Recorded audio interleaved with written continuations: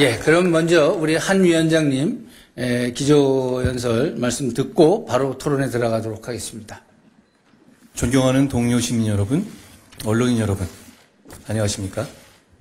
국민의힘 비상대책위원장 한동훈입니다.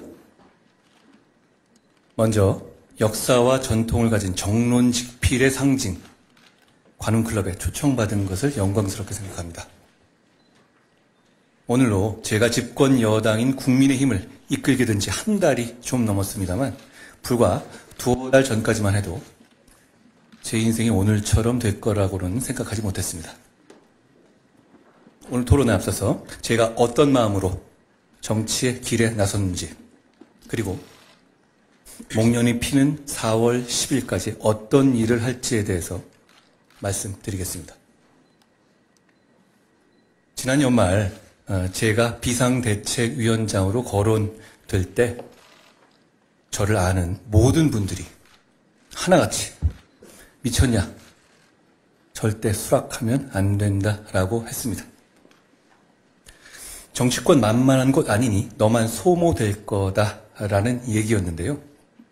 사실 누구라도 그렇게 생각할 만한 상황이었고 저도 그렇게 될 가능성이 아주 크다고 봤습니다. 한 달이나 지난 지금도 그 말이 맞다고 생각합니다. 제가 4월 10일 이후의 인생은 생각하지 않는다는 말을 했었는데요. 그 말은 100% 진심입니다. 그 후의 인생은 그때 가서 보겠습니다. 저는 이재명 대표의 민주당이 4월 총선에서 이겨서 개딸 전체주의와 운동권 특권 세력의 의회 독재를 강화하는 것이 이 나라와 동료 시민을 정말 고통스럽게 할 것이라고 생각했습니다. 비상대책위원장을 수락하면서 오로지 제가 비상대책위원장을 하는 것이 그걸 막는 데 도움이 되는지 아닌지만을 기준으로 결정했습니다. 민주당은 자주 저보고 어린 놈이라고 하지만 제 나이 정도만 돼도 자기가 뭘 할 수 있을지는 대충은 알죠. 저는 제가 국민의힘을 이끌게 되면 승리에 기여할 수 있을 것이라는 확신이 있었고 그래서 그 길을 가보기로 했습니다. 그렇게 결심했습니다. 저는 큰 결정 과감하게 하려 합니다. 그냥 명분, 상식, 정의감 이런 기준으로요. 여기서 생각이 많아지면 사가 끼기 쉬운 것 같더라고요. 그 후 일하는 세부의 과정에서는 하나하나 돌다리를 두드리는 편입니다.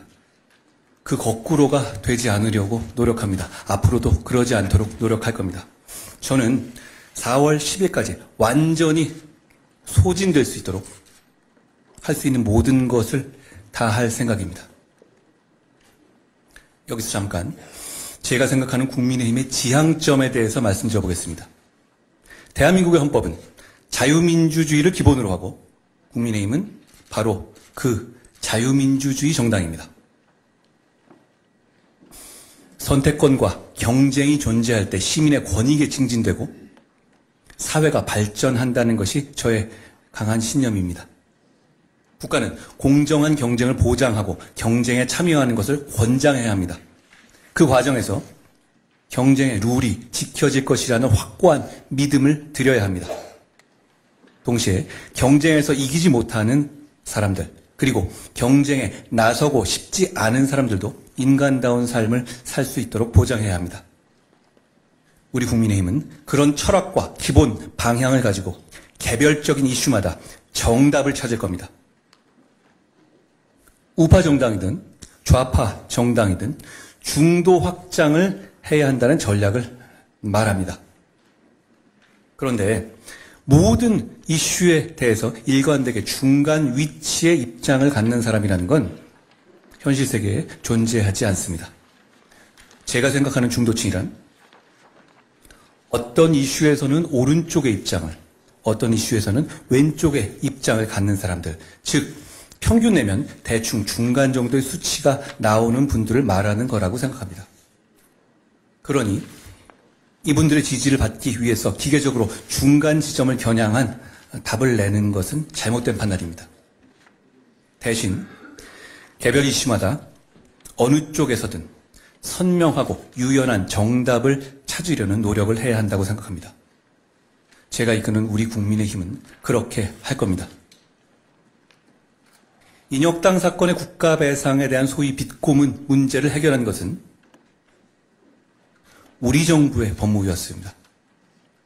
국가배상을 받은 사람이 판례의 변경으로 받은 돈보다 더 큰 이자를 나라에 토해내야 하는 억울한 사안이었죠.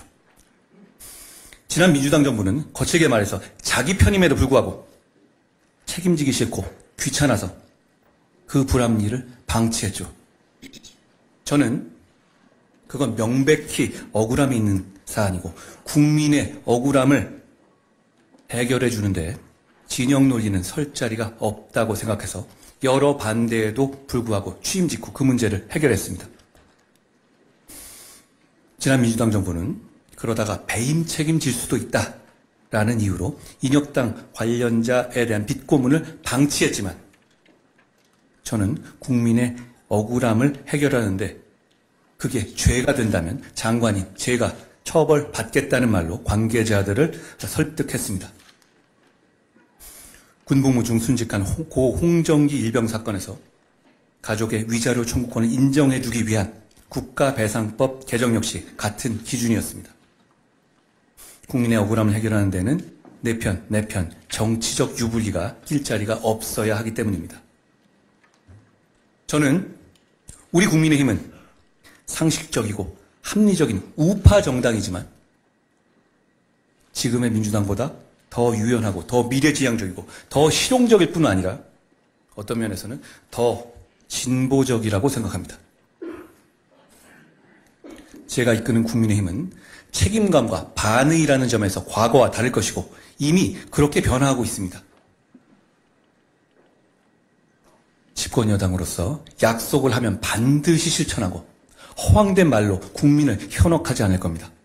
그리고 국민들께서 합리적인 비판을 하시고 불편해하시면 과거처럼 시간 끌고 뭉개고 미루지 않고 바로 반응할 겁니다. 속도감 있게 결정할 거고 일단 그렇게 결정하면 좌고우면하지 않고 원팀으로 실천할 겁니다. 국민의힘이 파이팅 있게 더 속도감 있게 달라졌다고 느끼시는 분들이 앞으로 많아지실 겁니다. 국민의힘은 동료 시민들의 일상 속에 존재하는 격차를 해소하는 데 집중하겠습니다. 국민에 대한 강한 책임감을 바탕으로 교통, 안전, 치안, 건강, 경제, 의료 등 우리 사회에 깊숙이 존재하는 다양한 영역에서의 불합리한 격차를 해소하고 줄이는 데 집중하겠습니다. 격차 해소는 거창한 이념이 아니라 현실입니다. 지역 간 이동에 불편을 주는 교통격차, 국민의 생명과 건강을 보장하는 의료격차, 어디에 살든 안전한 환경이 보장되는 치안격차, 이런 것들은 모든 현실 속에 국민의 일상에서 이루어지는 현실입니다. 격차 해소 공약들은 우리 당의 국민에 대한 무거운 책임감에서 비롯하는 것이며 우리의 그 책임감이 국민의 삶의 변화를 만들어내기를 기대합니다. 국민의힘은 국회의원 특권 내려놓기를 비롯한 정치개혁을 반드시 해내겠습니다. 지금의 강한 진영 대결의 양상 때문에 지금 저희 당을 포함한 각 당이 제시하는 정책들은 각 당의 지지율에 거의 대부분 수렴하고 있습니다. 내용이 아니라 한동훈이 제시한 공약은 국민의힘과 저에 대한 지지율에 수렴하는 거죠. 그렇습니다만 국회의원 정수 축소, 세비 중위소득화 같은 국민의힘의 정치개혁 그리고 국회의원 특권 내려놓기에 대해서는 국민의힘의 지지율을 훨씬 넘는 60%에 이르는 압도적인 지지가 확인되고 있습니다. 그만큼 진영을 초월한 국민적인 요구가 있다고 생각합니다. 이건 포퓰리즘이 아닙니다. 이런 포퓰리즘이라면 저는 기꺼이 포퓰리스트가 되겠습니다. 국민의힘은 불체포 특권의 포기, 금고형 이상의 확정시 세비 반납, 출판 기념회를 통한 정치 자금 수수에 대한 서약을 바로 이번 공천 신청의 필수 조건으로 해서 실천했고, 귀책 사유로 인한 재보궐선거 무공천도 총선과 치러지는 이번 선거부터 바로 실천했습니다.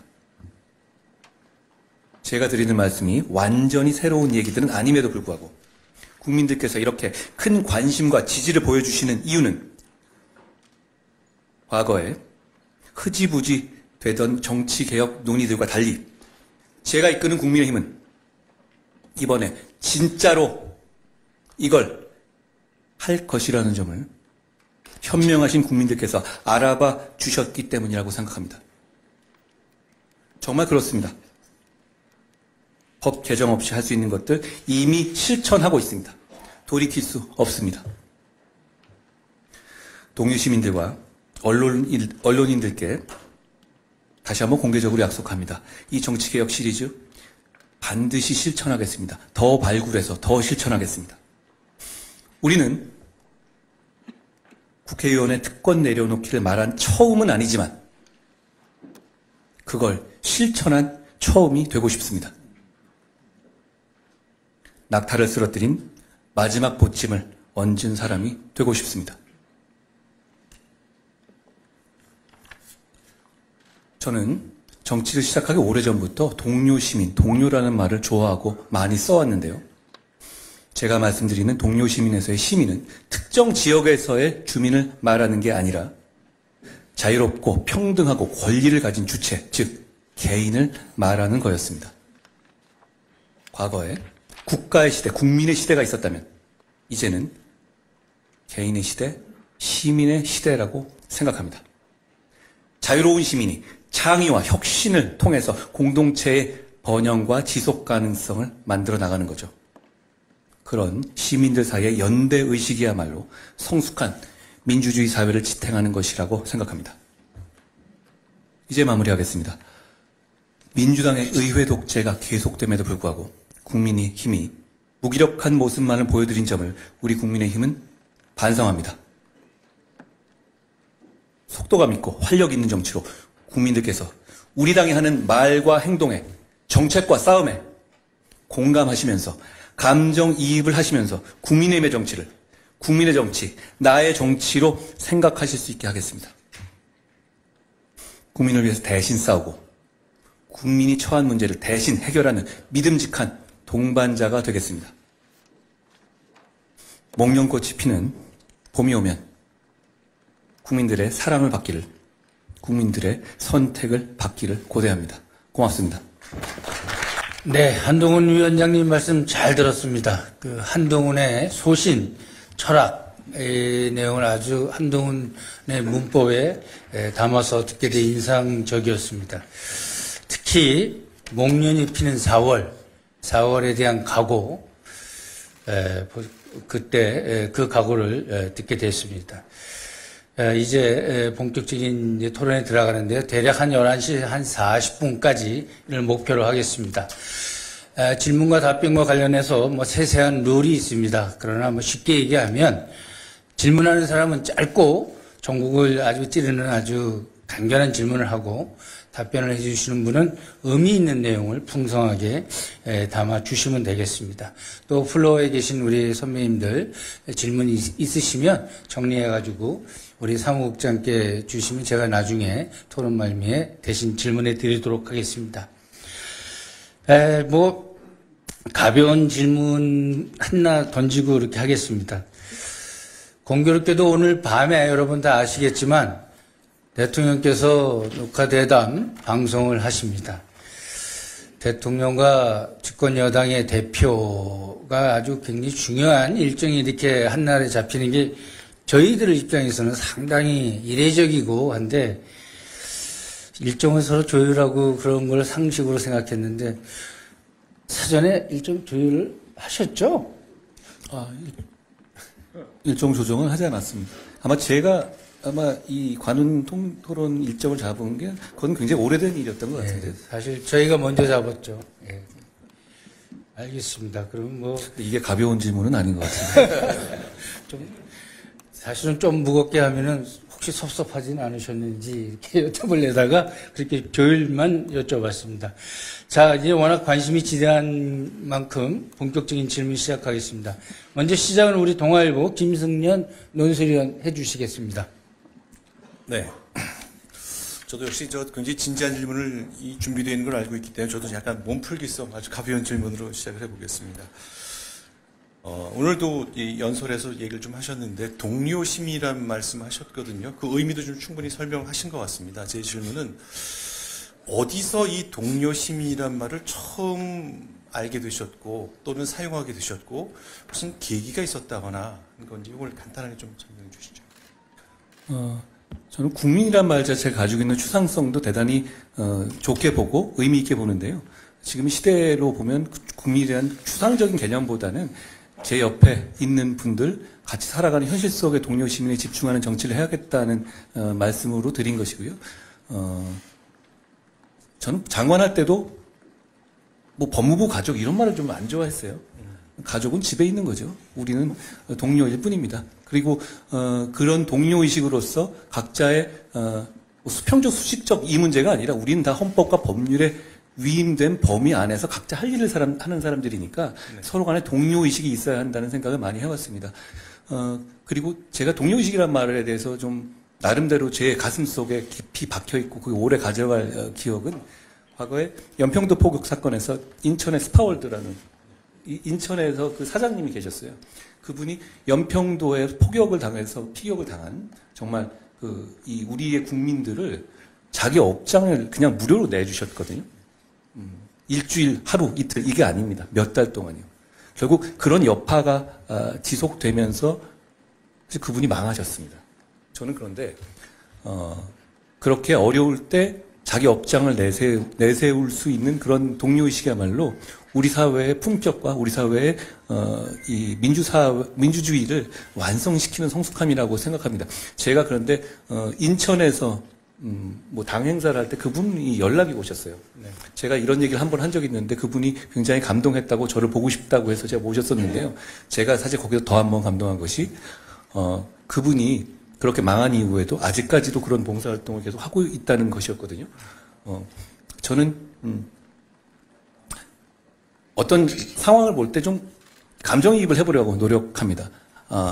저는 제가 국가를 위해서, 사회를 위해서, 동료 시민을 위해서 제가 뭐든지 헌신할 수 있다는 생각이 스스로 되어 있습니다. 그 점에 대해서 저는 어릴 때부터 그렇게 생각해 왔거든요. 그런데 제가 정말 그 사장님의 입장이었을 때 그렇게 행동할 수 있었을지에는 자신이 없습니다. 아직도. 그런 면에서 제가 대단히 존경하는 마음을 가졌고요. 그런 차원에서 동료 시민이란 말은 앞으로 제가 계속 쓰게 될 것 같습니다. 네, 한 번만 더 짧게 질문 드리자면, 그래서 그 동료 시민이란 말의 취지는 잘 알겠는데 처음 내 마음속에, 머릿속에 그 표현이 들어온 때가 있었던지 기억이 나십니까? 사실 그리스 시대부터 쓰던 말 아닙니까? 네. My fellow citizen 이런 종류잖아요.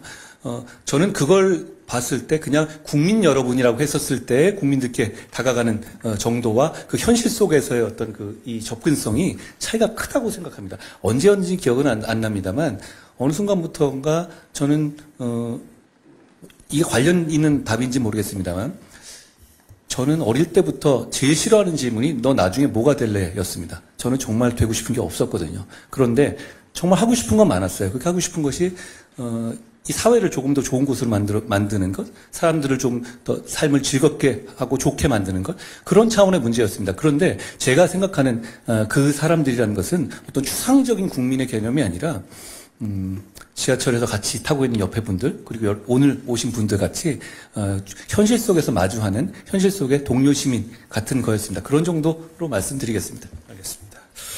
자, 이제 법무장관 시절에는 국회에 와서 주로 이제 질문에 답변하는 위치에서 정치를 보셨을 텐데, 이제 정치 한복판으로 오신 지 한 달 좀 지났습니다. 장관 시절과 비대위원장이 된 지금 시절, 정치란 이런 거다에 대한 것에 생각의 차이가 있다면 가장 큰 게 뭐가 있을까요? 저는 예전에 그런 얘기를 해본 적이 있는데요. 저는 정치라는 것은 공공선의 추구라고 생각합니다. 이게 뭐 그리스 시대부터 나온 말이고 좀 고루한 말인 것 같습니다만 저는 이 정의는 지루하지 않은 정의고 앞으로도 지루하지 않을 정의라고 생각합니다. 그런 차원에서의 정치는 사실 저는 20여 년간 해왔다고 생각합니다. 여기 계신 모든 상당수의 분들도 그런 정치를 같이 하고 있다고 생각합니다. 다만 권력을 쟁취하는 의미의 정치를 시작한 거는 그런 작은 의미의 정치를 시작한 것은 제가 한 달밖에 안 됐죠. 저는 이 두 가지가 크게 다르지 않아야 한다고 생각합니다.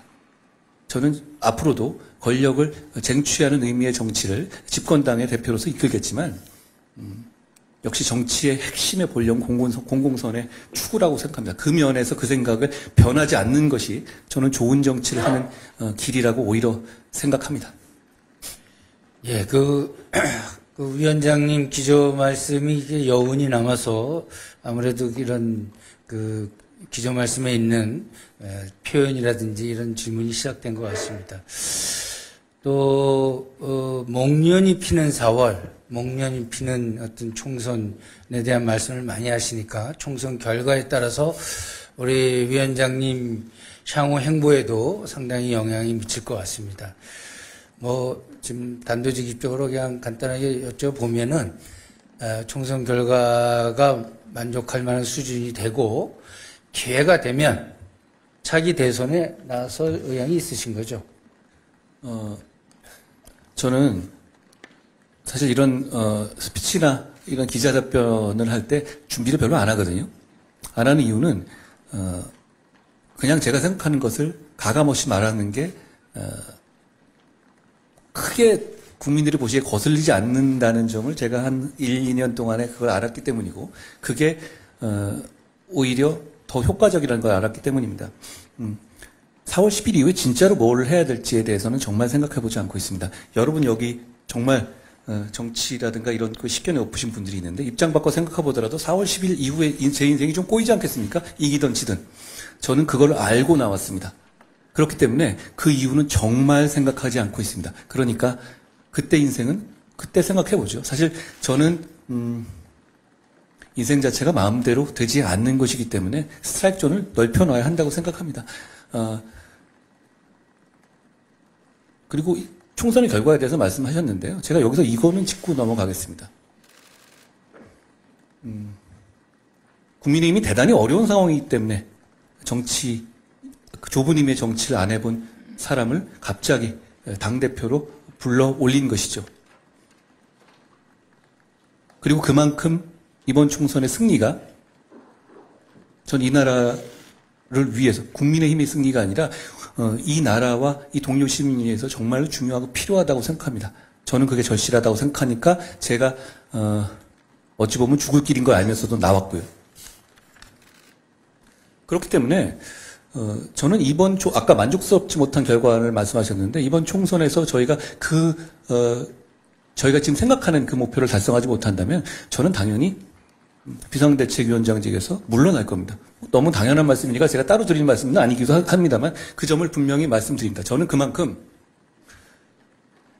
이번 선거 4월 10일 목련이 필 때의 선거에 집중할 것이고 그 이외의 것은 정말 생각하지 않습니다. 그 이외의 것을 생각한다면 그 승리에 방해가 될 거라고 생각합니다. 그 이후에 제 그림이 어떨 것인지에 대한 생각은 제 머릿속에 없습니다.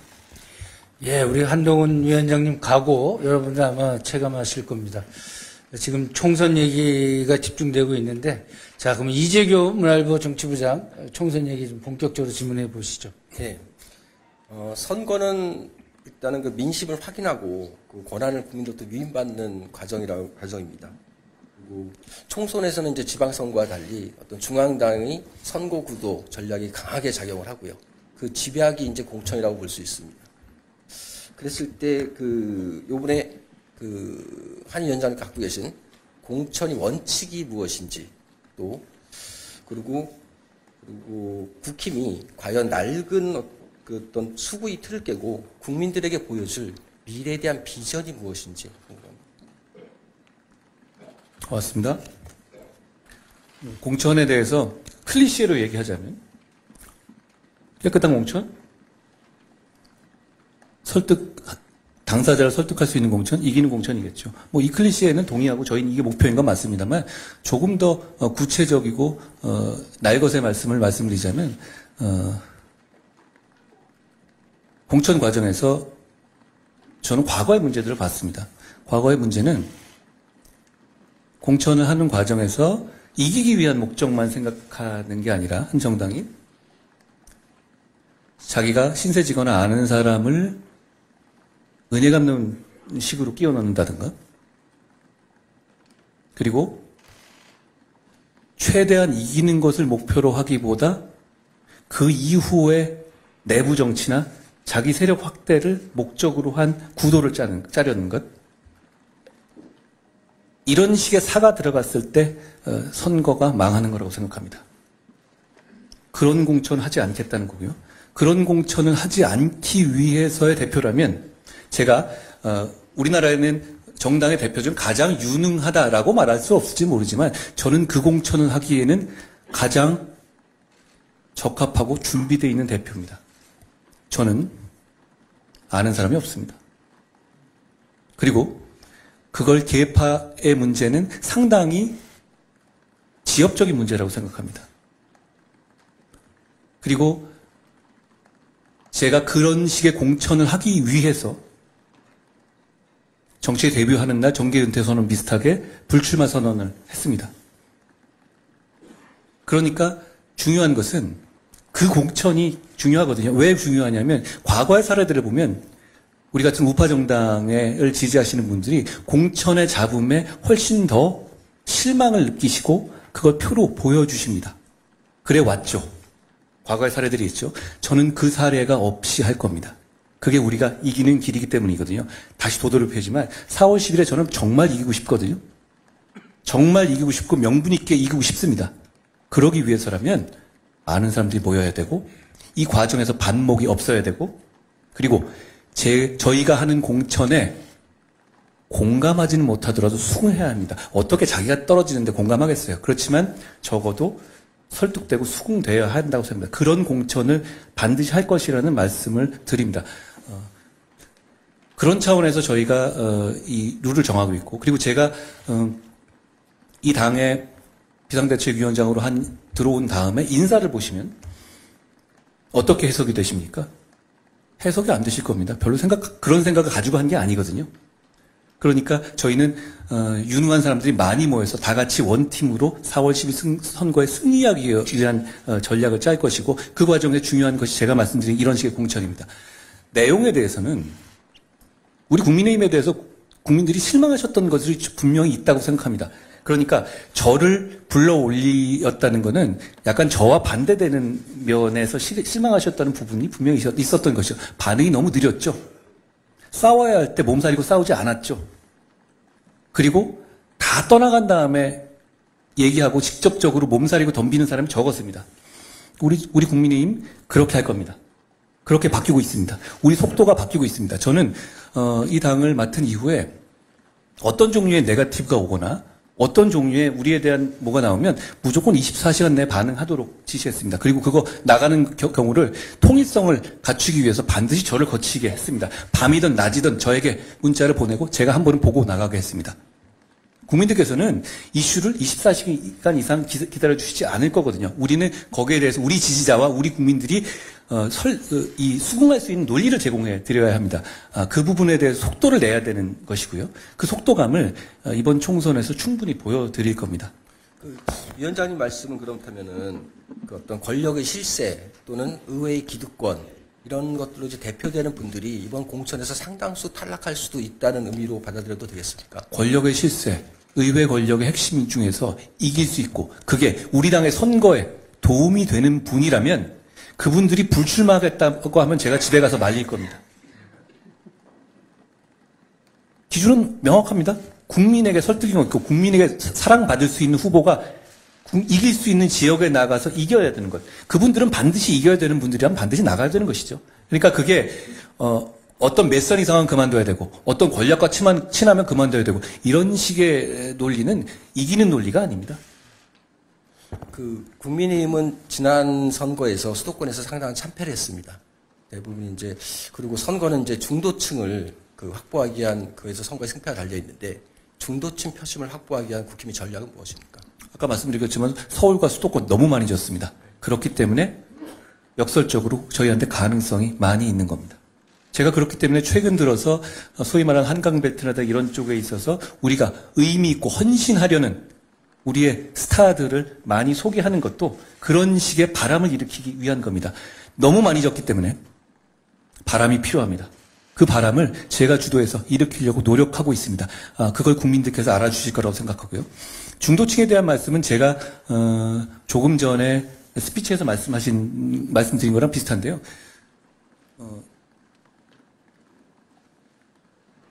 우리 국민의힘은 우파 정당, 저는 진보 보수란 말에 약간 불만이 있어요. 진보 보수란 말에는 가치가 들어가 있잖아요. 진보는 앞으로 나가는 거고 보수는 마치 수구인 것 같은 이미지가 들어가 있죠. 실제 의미는 그렇지 않지만 그렇기 때문에 저는 조금 불편하더라도 좌파 우파란 말을 오히려 쓰는 편인데요. 우리 국민의힘은 자유주의 우파 정당입니다. 아까 말씀드린 것처럼 경쟁과 자유를 반드시 지켜내야 되는 정당이죠. 그렇지만 그 기본 하에서 피벗으로 약자를 보호하고 소수자도 보호해야 하는 겁니다. 그런 정책을 저희는 이미 내고 있고요. 그런 면에서 오히려 지금의 민주당보다 우리가 더 미래지향적이라는 말씀을 아까 드린 겁니다.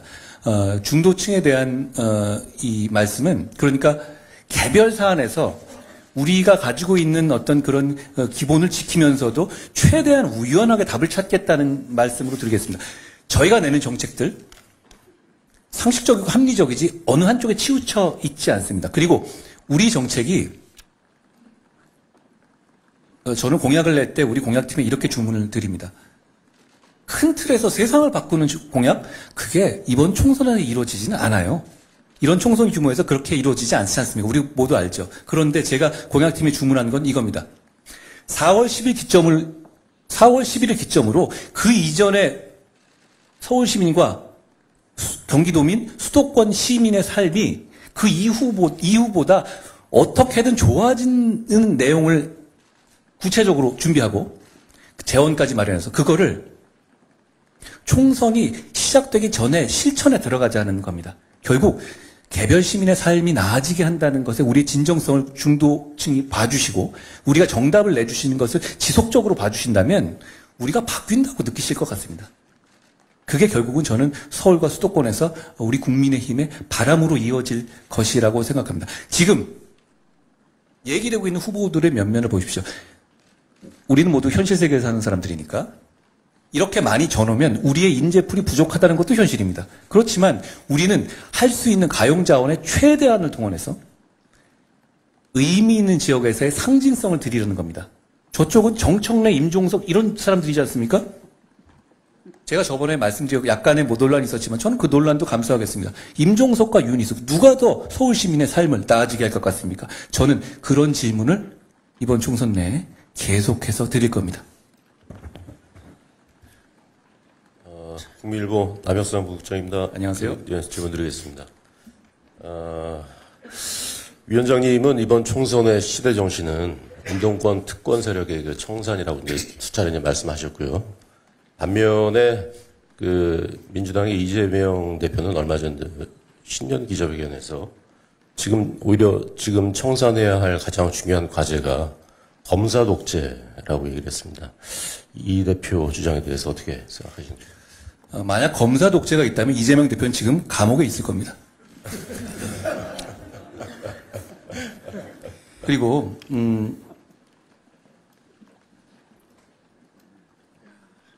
저는 민주화 운동을 한 분들, 여기 우리 선배님들도 많이 계실 거라고 생각합니다. 대단히 존경하는 마음이 있습니다. 그렇지만 민주화 운동은 몇몇 사람의 공이 아니라 대한민국 모든 시민의 공입니다. 그 공을 발췌해내서 수십 년째 울고먹는 것을 비판하는 겁니다. 그리고 그분들 몇몇의 이해관계가 그분들이 잘 먹고 잘 사는 것 자체라면 나라에 해가 없는데요. 그분들이 새로운 정치 세력, 좋은 정치의 등장을 꽉꽉 막고 있거든요. 어떤 보도에서 민주당에서 현역 의원 중에 70여 명이 운동권 출신. 정확하게 말하면 그냥 사실 그 시기에 돈 한 번 안 던져본 사람들은 적을 거예요. 그렇지만 이 사람들이 말하는 이런 사람들은 적어도 총학 같은 데서 학생회장 한번 해보고 뭔가 렛대를 달렸던 사람들끼리만 있는 것 아닙니까? 그러면 이런 분들이 수십 년째 기득권으로서 혜택받으면서 정치를 장악하고 있는 것이 대한민국에 도움이 됩니까? 아니면 해가 됩니까? 386이었다고 했잖아요. 386이 686이 됐어요. 그럼 그동안에 그걸로 충분하지 않습니까? 혜택이 필요했다면? 저는 그 부분에 대해서 충분히 국민들이 시대의 정신을 공감하실 거라고 생각하고요. 자, 이 말씀도 드리고 싶습니다. 정치 영역에서만 그렇습니까? 정말 그렇습니까? 사회 영역, 시민단체 영역도 다 마찬가지 아닙니까? 저는 얘기 들었던 것 중에서 얼마 전에 우상호 의원께서 나는 여러 번 속된 말로 여러 번 했었으니까 나는 안 하겠는데 그런데 아직 못 해본 우리 운동권 후배들은 좀 하면 그게 뭐 문제냐? 그럼 얘네들한테 가혹한 거 아니야? 이런 식의 얘기를 하시더라고요. 정말 잘못된 생각이죠. 유능하고 준비된 분들이 대한민국에 많이 계십니다. 그분들이 사회를 이끌어 나가는 것을 이 운동권 특권 세력이 막고 있는 겁니다. 이번 총선에서 그 부분이 청산되어야 한다는 것이고요. 검사 독재란 말 자체는 일단 검사를 사칭한 분이 이런 말씀하시는 게 좀 코미디 같긴 합니다. 그리고 저는 민주당의 문제가 이거라고 생각합니다. 정치적인 공방과 날선 공방은 얼마든지 할 수 있습니다. 그런데 그 과정에서 사회 시스템을 무너뜨리면서까지 자해적으로 그런 공방이 이루어지면 안 되는 것이죠. 민주당은 얼마 전에 이재명 대표 피습 이후에 말도 안 되는 음모론을 퍼뜨리면서 경찰을 집중적으로 공략했습니다. 그러면 앞으로 다음번에 검찰이 없어지면 다음번에 공약은 경찰을 없애는 겁니까? 자, 제가 드리고 싶은 말씀은 경찰이든 검찰이든 국민의 안전과 질서를 책임지는 대단히 중요한 국민의 자산입니다. 국민의 도구일 뿐입니다. 의인화해서 볼 게 아니죠. 그런데 어떤 정치적 이해관계 그리고 자신의 방탄을 위해서 그런 중요한 국민의 자산과 도구를 지속적으로 비난하고 폄훼할 경우에 그 손해는 누구한테 갑니까? 민주당에 갑니까? 이재명 대표에게 갑니까? 아닙니다. 우리에게 오는 겁니다. 우리의 치안이 약해지는 거고 우리의 범죄 대응 능력이 약해지는 겁니다. 저런 정치를 해서는 안 된다고 생각합니다. 다시 한번 말씀드립니다. 검사 독재요? 그렇게 검사 독재한다면 이재명 대표가 지금 길거리를 돌아다닐 수가 있겠습니까? 네, 이어서 질문 드리겠습니다. 이재명 대표가 이번 총선의 목표는 일당, 최대 목표치로 잡자면 151석을 얘기했습니다. 위원장님이 생각하시는 국민의힘 총선 목표 의석은 어떤 건가요? 151석인가요? 아니면 민주당보다 한 석이라도 많아야 되나요? 짧게 답변해 주시면 감사하겠습니다. 저희는 언더독입니다. 열심히 따라 올라가고 있죠. 저희는 결국 승리한다고 생각합니다. 그렇지만 국민의 평가를 받는 입장에서 그렇게 숫자로 말씀드릴 만큼 저희가 그렇게 말씀드리는 것 자체가 국민에 대한 예의는 아니라고 생각합니다. 저는 오히려 151이라는 숫자가 재밌는 것 같은데요. 그분도 굉장히 자신만만한 분들 아니에요? 180석을 갖고 있고요. 지금 준연동제로 해가지고 위성정당 띄워서 또 사람들 모으겠다는 분들이잖아요. 왜 이렇게 소박한지 좀 묻고 싶은데요. 저는 오히려 이재명 대표의 이번 총선의 목표는 자기의 생존, 자기의 당권 유지가 아닌가 생각합니다. 151이라는 그 숫자가 그 점을 좀 엿보게 해준다고 저는 생각합니다. 네, 지금 이제 본격적으로 토론이 되니까 설명 잘 이렇게 상세히 설명을 해주시면서 시간이 좀 빨리 지나가고 있는 것 같습니다. 자, 황준범 한겨레신문 정치부장 질문하시는데 앞서 모두에 말씀드린 대로 아주 전곡을 찌르는 아주 간단한 질문 그리고 답변도 아주 이렇게 지금 잘하고 계시는데 조금 시간 더 줄여야 될까요? 세이빙하면서 했으면 좋겠습니다. 노력하겠습니다. 예. 네, 위원장님 모두 발언에서도 그렇고 지금 이제 토론에서도 이재명 민주당 대표 아주 강하게 비판을 많이 하셨는데요. 이제 작년 연말에 오셔가지고 이제 직접 만나보시기도 하셨고 어차피 4월에 총선에서 경쟁 상대이신데 경쟁 상대로서 이재명 대표 단점도 있을 테고 말씀하신 대로 장점도 함께 장단점을 말씀을 좀 해주시겠습니까? 제가 이거를 생각하는 걸 다 얘기하면 좀 너무 시니컬해질 것 같고요. 일단 정치인에 대한 평가는 국민들, 동료 시민들께서 하시는 것이니 제가 장단점을 상세히 말씀드리지는 않겠습니다만 다만 제가 아쉬운 점은 지금의 민주당이 과거의 그 전통이 빛나는 민주당인지를 저는 오히려 묻고 싶습니다. 지금의 민주당이 과거 우리가 알던 장면, 윤보선의, 김대중의, 노무현의 민주당과 다른 이유는 가장 큰 이유는 이재명 대표께 있다고 생각합니다. 또 하나는 제가 좀 시니컬하게 기자님들하고 뭐 도어 스태핑 같은 거 하면서 이렇게 얘기했습니다. 아, 민주당 가서 대표하면 정말 편하겠다. 차라리 민주당 할 것 이렇게 얘기했었습니다. 저는 민주당에게 안타까운 점, 이재명 대표님께 안타까운 점은 너무 거짓말을 많이 한다는 겁니다.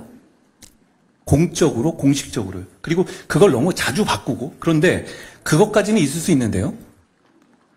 그것에 대해서 부끄러워하지 않는다는 것이 저는 충격적입니다. 지금 연동형 제도라든가 이런 거에 대해서 한 7, 8번 대선 공약이라고 하지 않았나요? 달라진 건 뭐가 있습니까? 달라진 건 없고 본인의 기분과 상황과 본인의 정치 공학만 달라진 것이죠. 저는 그런 점에서 아쉬운 점이 있다고 생각합니다. 장점이 당연히 많이 있으실 겁니다. 이런 식의 질곡과 파도를 거쳐오신데도 아직까지 당대표고 아직까지 이렇게 당을 장악한다? 대단한 정치력이라고 생각합니다. 그렇지만 저는 그 정치력은 배우고 싶지 않습니다. 네. 잠깐 작년 얘기를 잠깐 하면요. 지난해 9월에 이제 체포동의안, 이재명 대표 체포동의안이 국회에 제출됐었고 국회에서 가결됐으나 구속영장은 기각됐습니다. 예상하셨습니까? 저는 그 사안은 영장을 청구해야 될 만한 당연한 사안이라고 봤고요.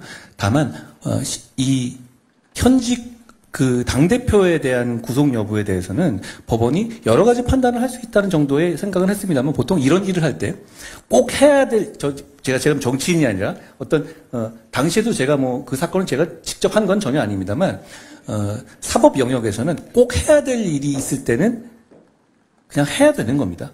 그런데 그 사안에 대한 구속영장 청구는 그 과거의 전례라든가 사법 시선을 볼 때는 영장 청구가 꼭 필요한 사안이었다라는 정도로만 말씀드리겠습니다. 그 영장 청구를 제가 결정했다는 취지는 전혀 아닙니다. 그래서 결국 이제 구속 수사를 이제 하려고 하신 건데 뜻대로는 안 되는 겁니다. 그래서 이걸 놓고 이제 제1야당에 대해서 좀 무리하게 구속 수사를 시도한 거 아니냐 이런 비판도 있었는데 어떻게 생각하십니까? 저는 그렇게 생각하지 않고요. 아까 말씀드린 것처럼 이건 시스템에 대한 문제였던 것이고요. 그러면 저는 오히려 국장님 말씀하신 것처럼 앞선 부분이 좀 방점이 있다고 생각합니다. 결국 민주당에서도 찬성해서 통과된 것이잖아요. 그리고 그 앞선 과정이 대단히 여러 가지 그 히스토리들이 짚어봐야 될 부분이 많다고 생각합니다. 본인 스스로가 불체포 특권 포기를 국회에서 몇 달 전에 공언했었고요. 그런데 그걸 뒤집었는 데서의 어떤 정치력으로 해결하기 위해서 단식까지 하지 않았습니까? 그럼에도 불구하고 민주당에서 찬성해서 가결이 됐습니다. 사법적인 가부의 문제는 판사 한 명의 판단에 다른 문제잖아요. 그건 대한민국의 시스템이고 그 시스템은 저는 충분히 존중합니다. 충분히 영장 청구가 돼야 되는 문제고 그걸 정치적인 책임과 결부시킬 문제는 아니었다고 생각합니다. 그리고 그 재판에 대해서 그 범죄 혐의 내용들에 대해서는 대단히 심각한 내용들이잖아요. 오히려 제가 다른 데서 말씀했다시피 이걸 과연 한 사람이 하는 게 맞아라고 의심할 정도로요. 간단히 짧게 하나만 더 드릴게요. 다른 질문인데요. 지금 이제 예를 들면 갤럽 조사 이런 걸 보면 우리 한동훈 위원장님 직무수행 잘한다라는 답변이 한 50% 넘고 또 차기 지도자 선호도 조사에서도 이재명 대표하고 큰 차이가 없이 아주 높게 나옵니다. 근데 이제 정작 국민의힘은 아직 박스권에 있습니다. 왜 그렇다고 보십니까? 국민들이 평가해 주시는 것을 제가 평가해 주는 위치가 아니고 전 평가받는 사람인데요.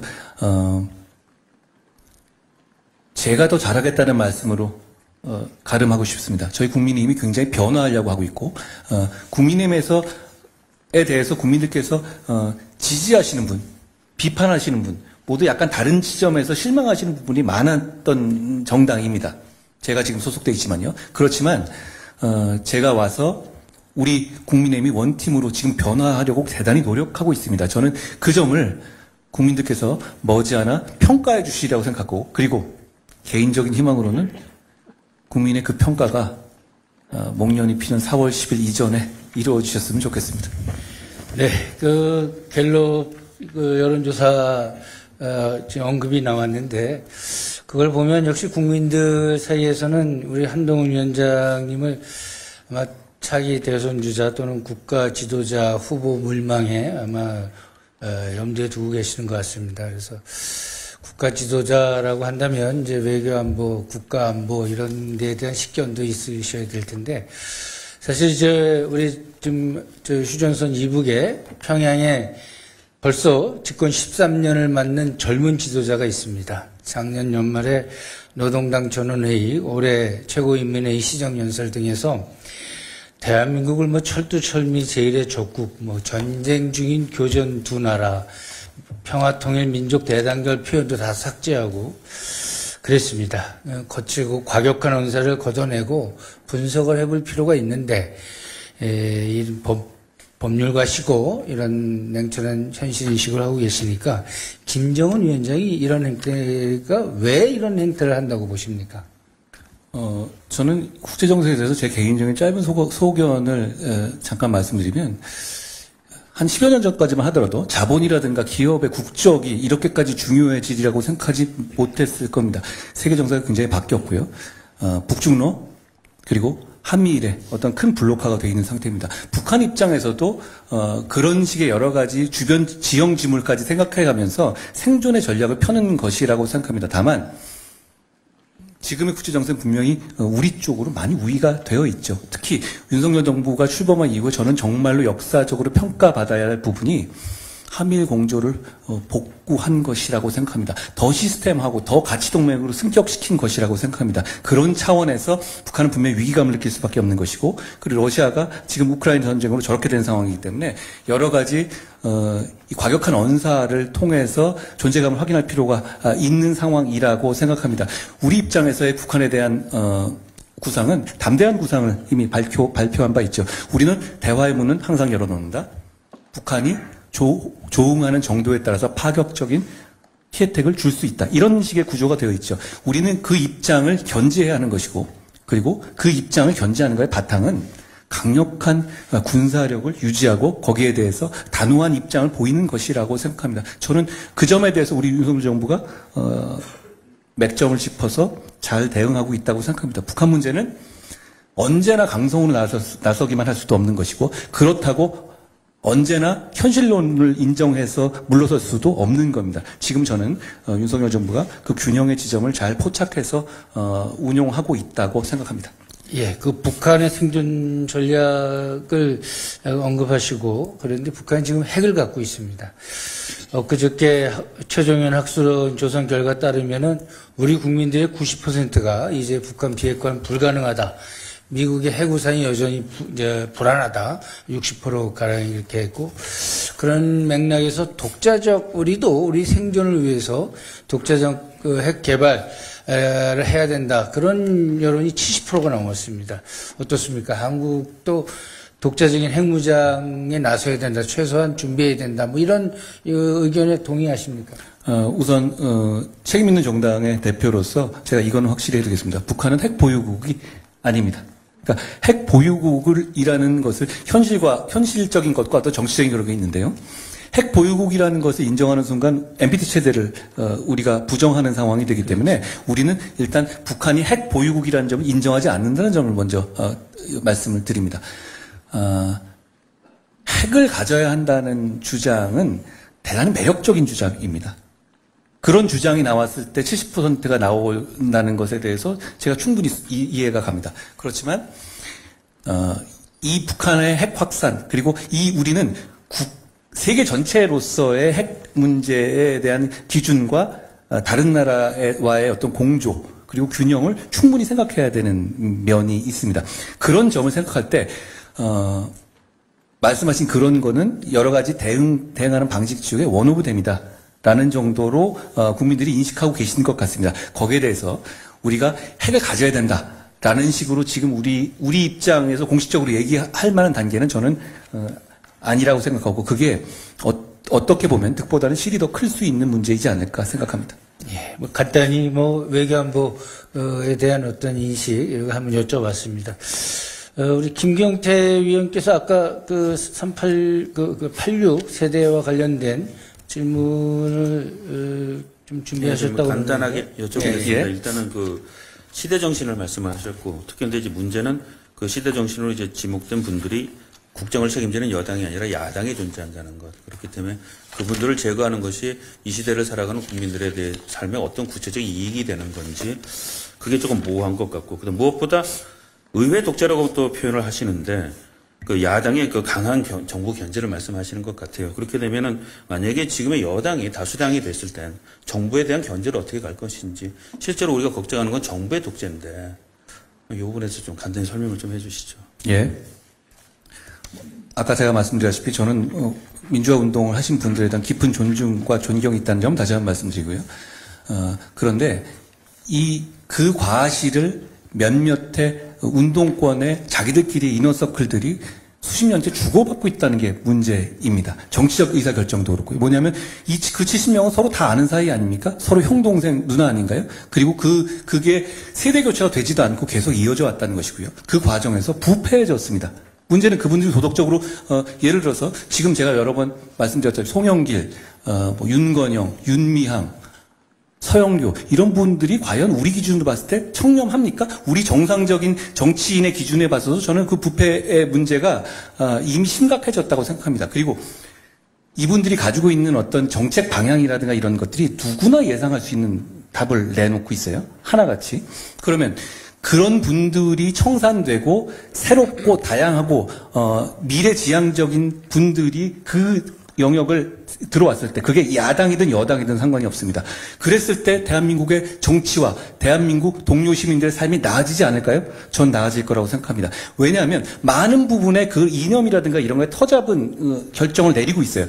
이렇게 볼 수 있지 않겠습니까? 과연 그럼 그런 식의 소위 말하는 운동권 특권 세력이라고 제가 하는 분들 이런 분들이 내는 정책이라든가 어떤 사안에 대한 입장은 너무너무 예상 가능합니다. 그리고 그 예상 가능한 범위가 과연 몇십 년째 이어지고 있는데 그게 2024년, 2025년에 지금의 시대에 맞는 정신이냐? 저는 그렇게 보지 않는다는 겁니다. 그렇기 때문에 그분들은 자리를 내주셔야 한다는 것이고요. 의회 권력 문제, 독재 문제 말씀하셨는데요. 지금 저는 아직까지 윤석열 정부가 당선은 됐지만 정권 교체가 이루어진 것 같지가 않습니다. 뭔가 하려고 했었을 때 의회에서 민주당이 어느 정도의 타협선을 끊으면서 계속 끊고 있지 않습니까? 일종의 슛을 하려고 하면 파울로 끊는 그런 식이죠. 그 양태가 너무 강해졌고 지금은 너무 노골적이 됐고 너무 강해졌습니다. 반복되고 있고요. 그렇기 때문에 그 부분을 해결하지 않는 이상 저희가 지난 대선에서 국민들의 뜻을 위임받아서 하고 있는 정책을 펴는 것이 불가능하다는 점을 제가 강조드리는 겁니다.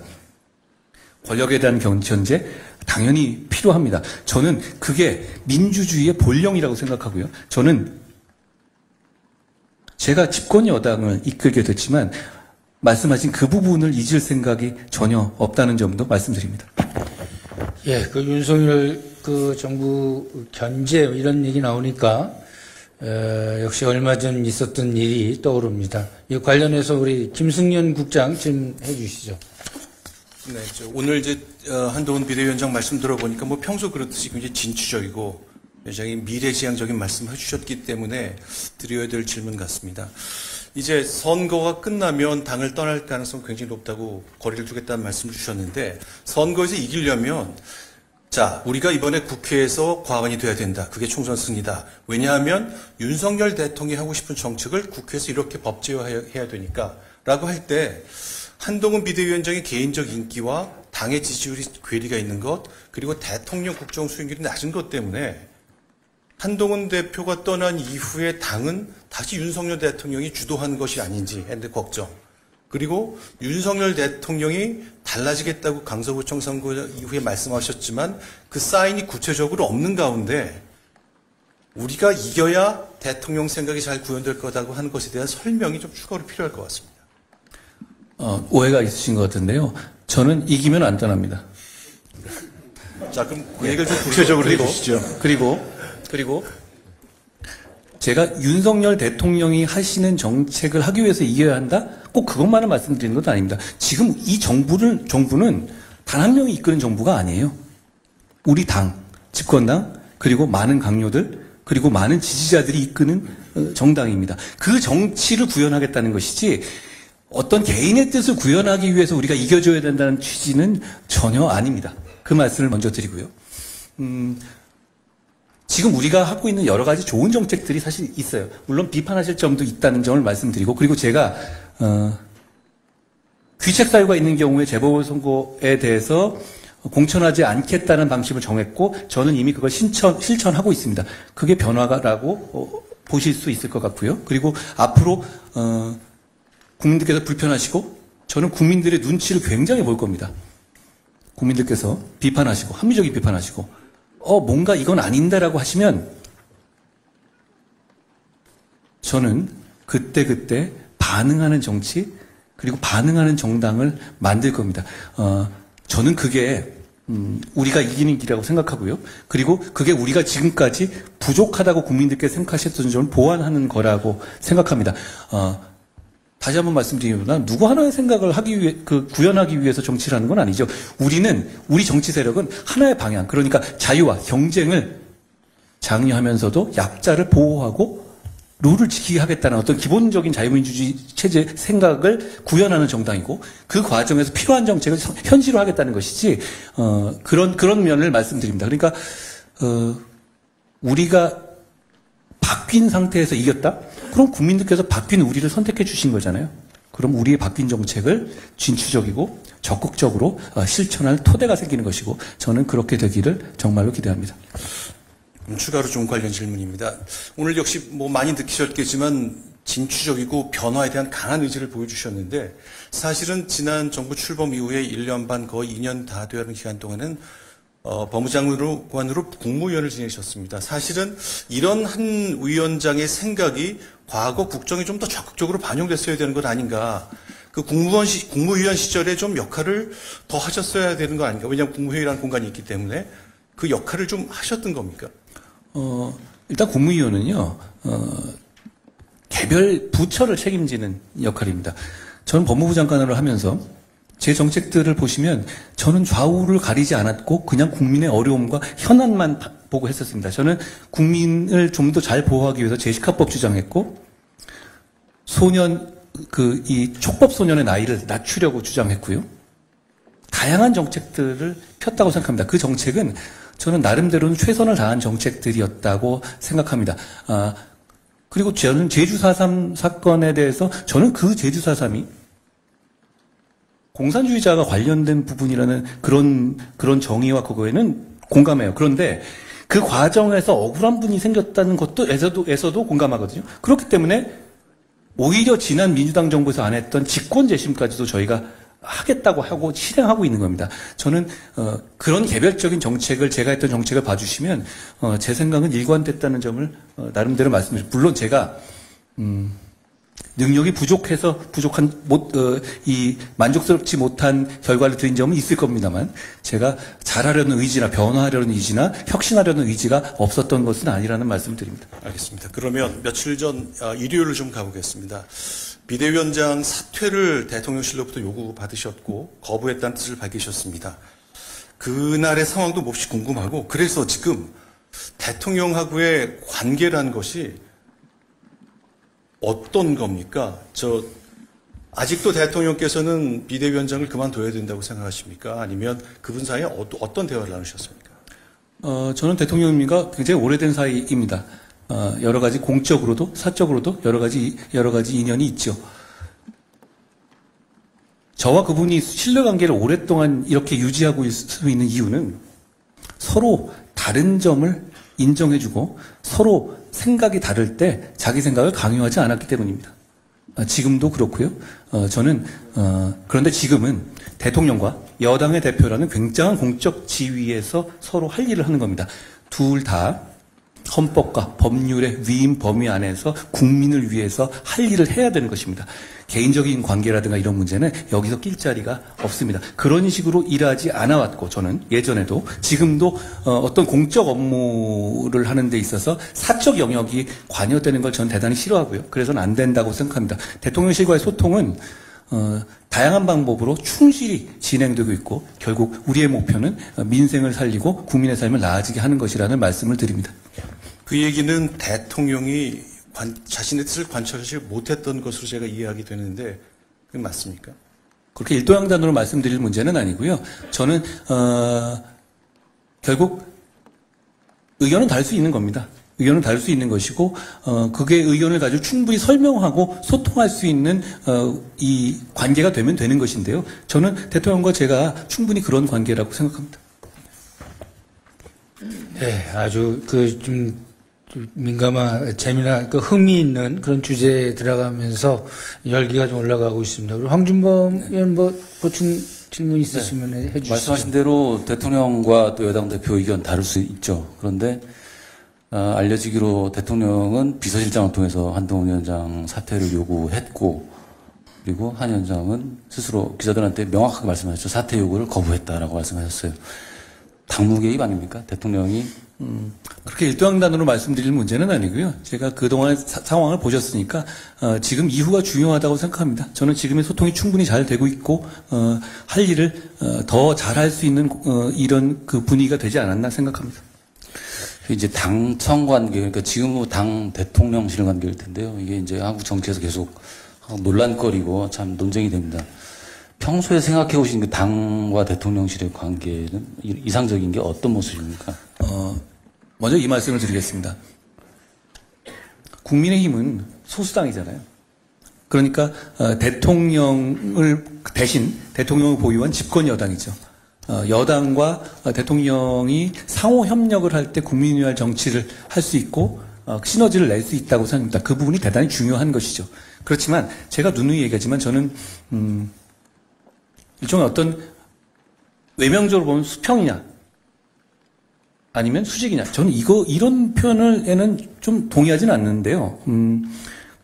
굉장히 중요한 공적 영역에서 일을 하는 사람들은 각자 헌법과 법률의 범위 내에서 선의를 가지고 일하면 되는 거라고 생각합니다. 저는 지금뿐만 아니라 과거 수십 년간 제가 공직에 있으면서도 저는 그 원칙을 지켜왔다고 생각합니다. 그러니까 제가 조금 다른 얘기일지 모르지만 저를 굉장히 비판하고 싫어하는 사람들도 제가 공직에 있을 때 가혹했다라고 비판할 수도 있을지 몰라도 제가 공정하지 않았다거나 누구 편을 들었다든가 누구 소위 말하면 백을 들어줬다 이런 얘기는 아마 하는 분을 못 봤습니다. 저는 왜 그러냐면 저는 그런 적이 정말 단 한 번도 없기 때문입니다. 저는 공적 일을 수행하는 사람의 마인드는 공공선을 취한다는 어떤 기본적인 이 지점을 농구에서 말하는 피벗처럼 한 발을 딛고 헌법과 법률과에 따른 절차에 따라서 할 일을 하면 된다고 생각합니다.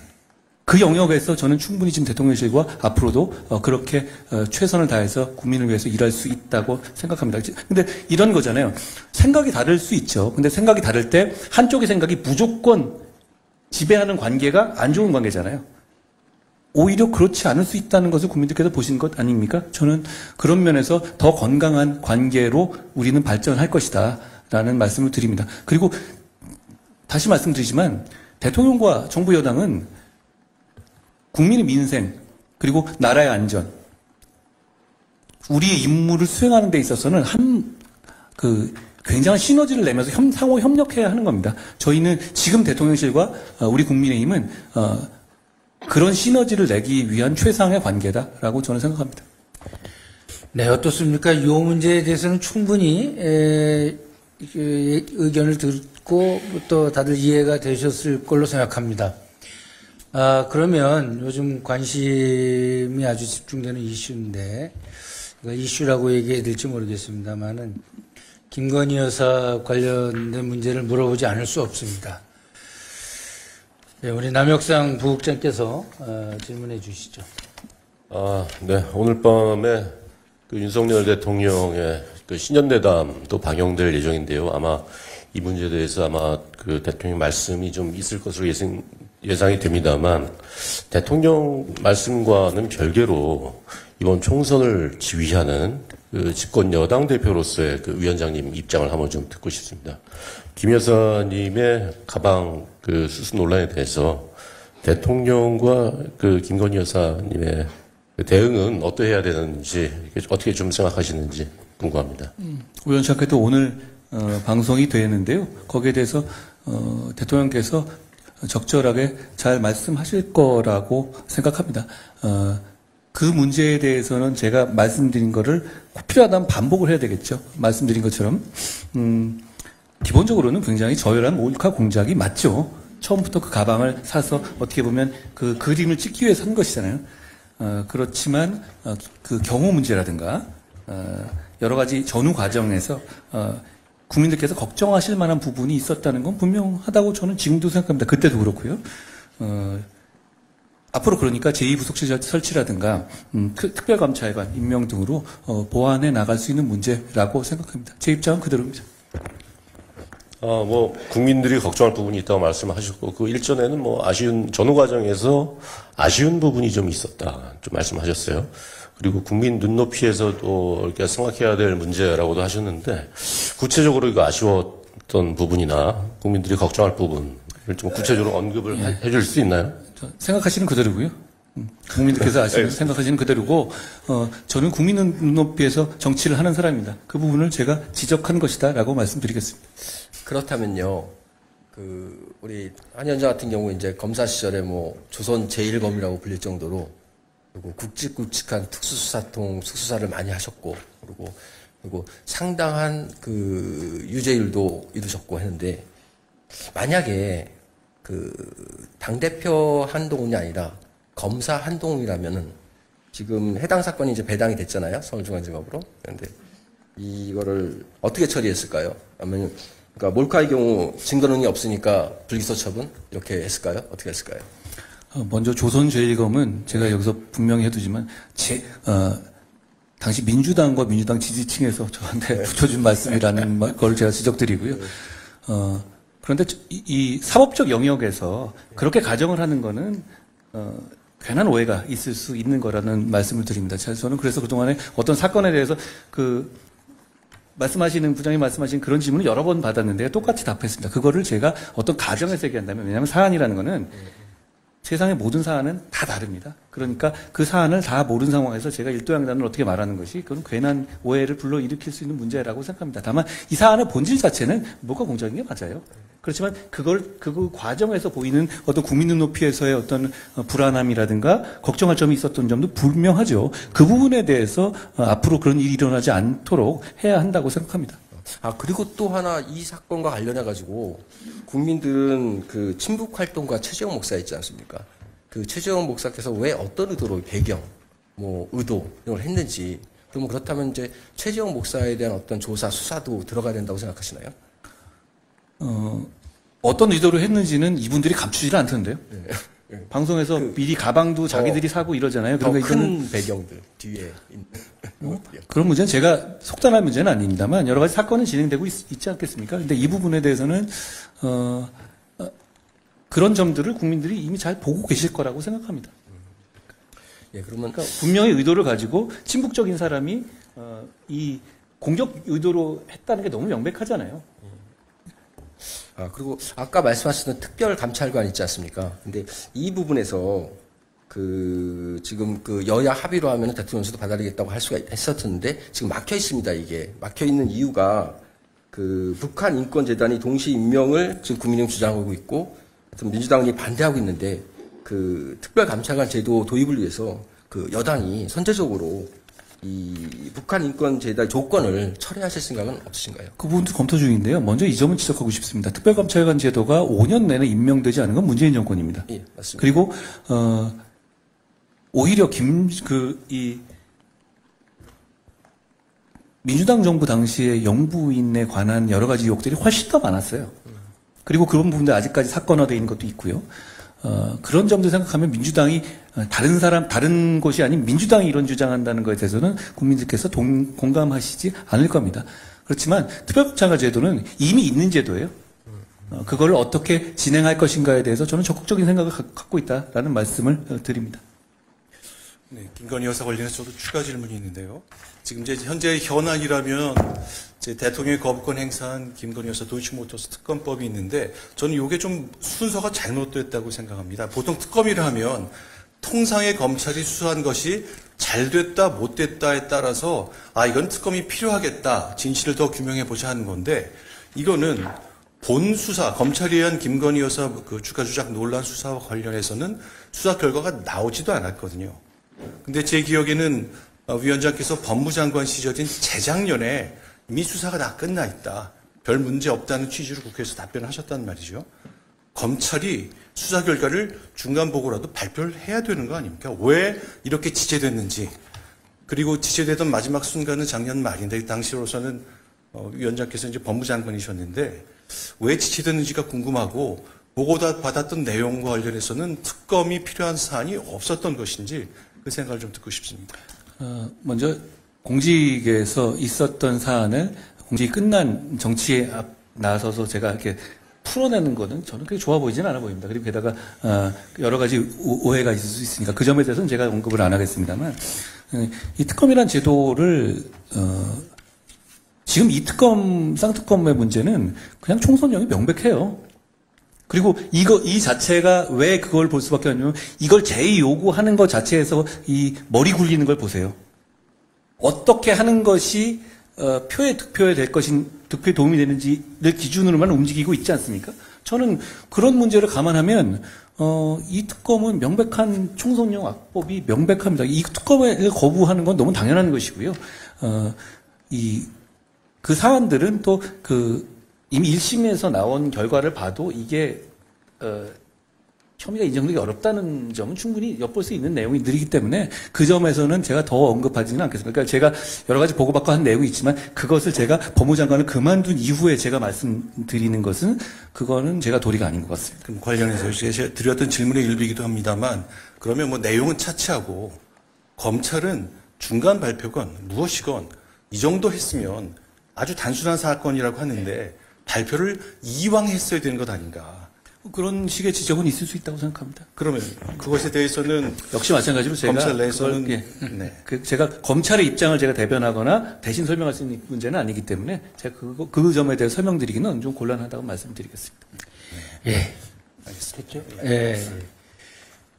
역시 이제 여러 이슈를 다뤘는데 이번 총선이 뭐 정권 심판이냐, 뭐 운동권 청산이냐 이런 시각에서 볼 수 있지만 정치사적으로 보면 이른바 87 체제 청산이라는 관점도 적용 가능하리라고 봅니다. 그래서 개헌 문제에 관심이 좀 있을 텐데 개헌 문제는 우리 김경태 국장 좀 질문해 주시죠. 아시다시피 대통령 5년 단임제 87년 이후 40년 가까이 지속되고 있는데 정치 양극화 극복하기 위해서는 현행 권력구조 좀 개편해야 된다. 지적 꾸준히 제기됩니다. 그냥 단도직입적으로 4년 중임제, 의원 내각제 등 개헌에 대해서 어떻게 생각하시는지. 총선을 앞두고 그 개헌의 문제가 중심으로 떠오르는 것은 저는 이 총선은 국민의 삶을 개선하는 문제에 집중해야 되기 때문에 저는 그거는 적절하지 않다고 생각합니다. 다만 지금 정치권에서 얘기되고 있는 개헌 문제가 권력구조 개편에만 집중되고 있다는 것은 전 유감스럽습니다.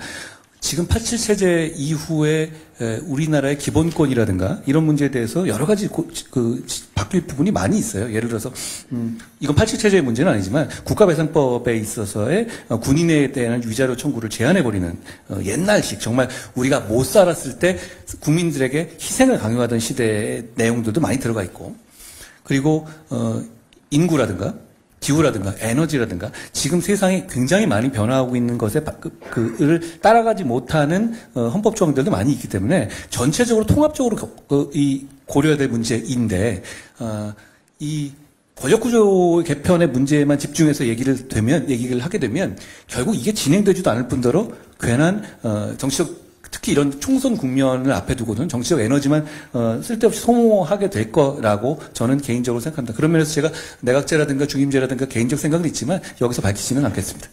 알겠습니다. 그럼 뭐 질문들이 좀 많아서 넘어가겠습니다. 그리고 현재 뭐 총선과 관련해서 이준석 전 대표 개혁신당 만들었고요. 그다음에 유승민 전 의원은 국힘에 계시는 걸로 했습니다. 이준석 대표의 개혁신당 어떻게 평가하시고 또 유승민 전 의원님에게 혹시 기대하고 있는 게 있으신지 역할 같은 거?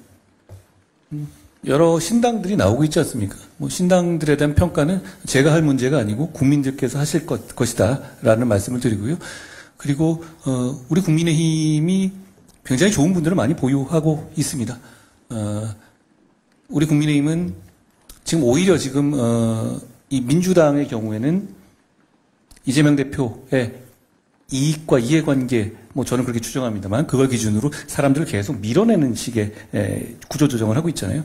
우리 당은 그 반대로 자유민주주의에 동의하고 이 질서에 동의하는 분이라면 다양한 생각을 가진 최대한 많은 분들이 들어오셔서 이 당을 더 강하고 유능하게 해주셔야 하는 거라고 생각합니다. 제가 뭐 특정 인물에 대해서 이분이 어떤 역할을 기대한다 이렇게 이 자리에서 말씀드리지는 않겠습니다.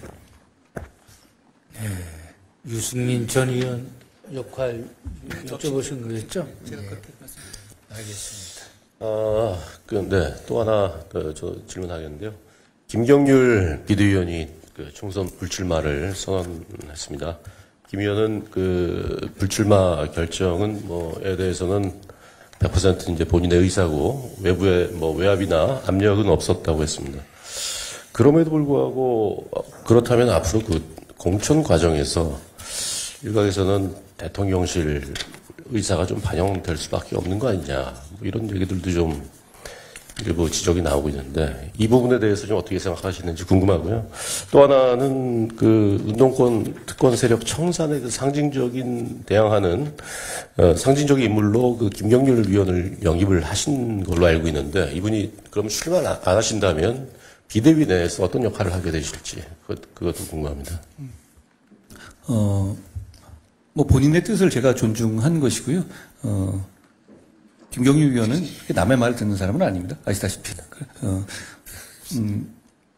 그리고 거기에 대해서 뭐 사천, 사당화 이런 논란도 있었잖아요. 근데 저는 이렇게 묻고 싶어요. 정치 한 번도 안 해본 사람이 한 달도 안 돼서 집권 여당을 사당화 할 수 있다면 저는 그분 찾아서 모셔오고 싶어요. 정치의 신 아닙니까? 네. 그런 문제는 사실 저는 나올 얘기는 아니라고 보고요. 이런, 양지에 갈 수 있는 스타급 인재들이 자진해서 우리 당의 승리와 바람을 일으키기 위해서 험지로 자진해서 나간다면 저는 업어줄 겁니다.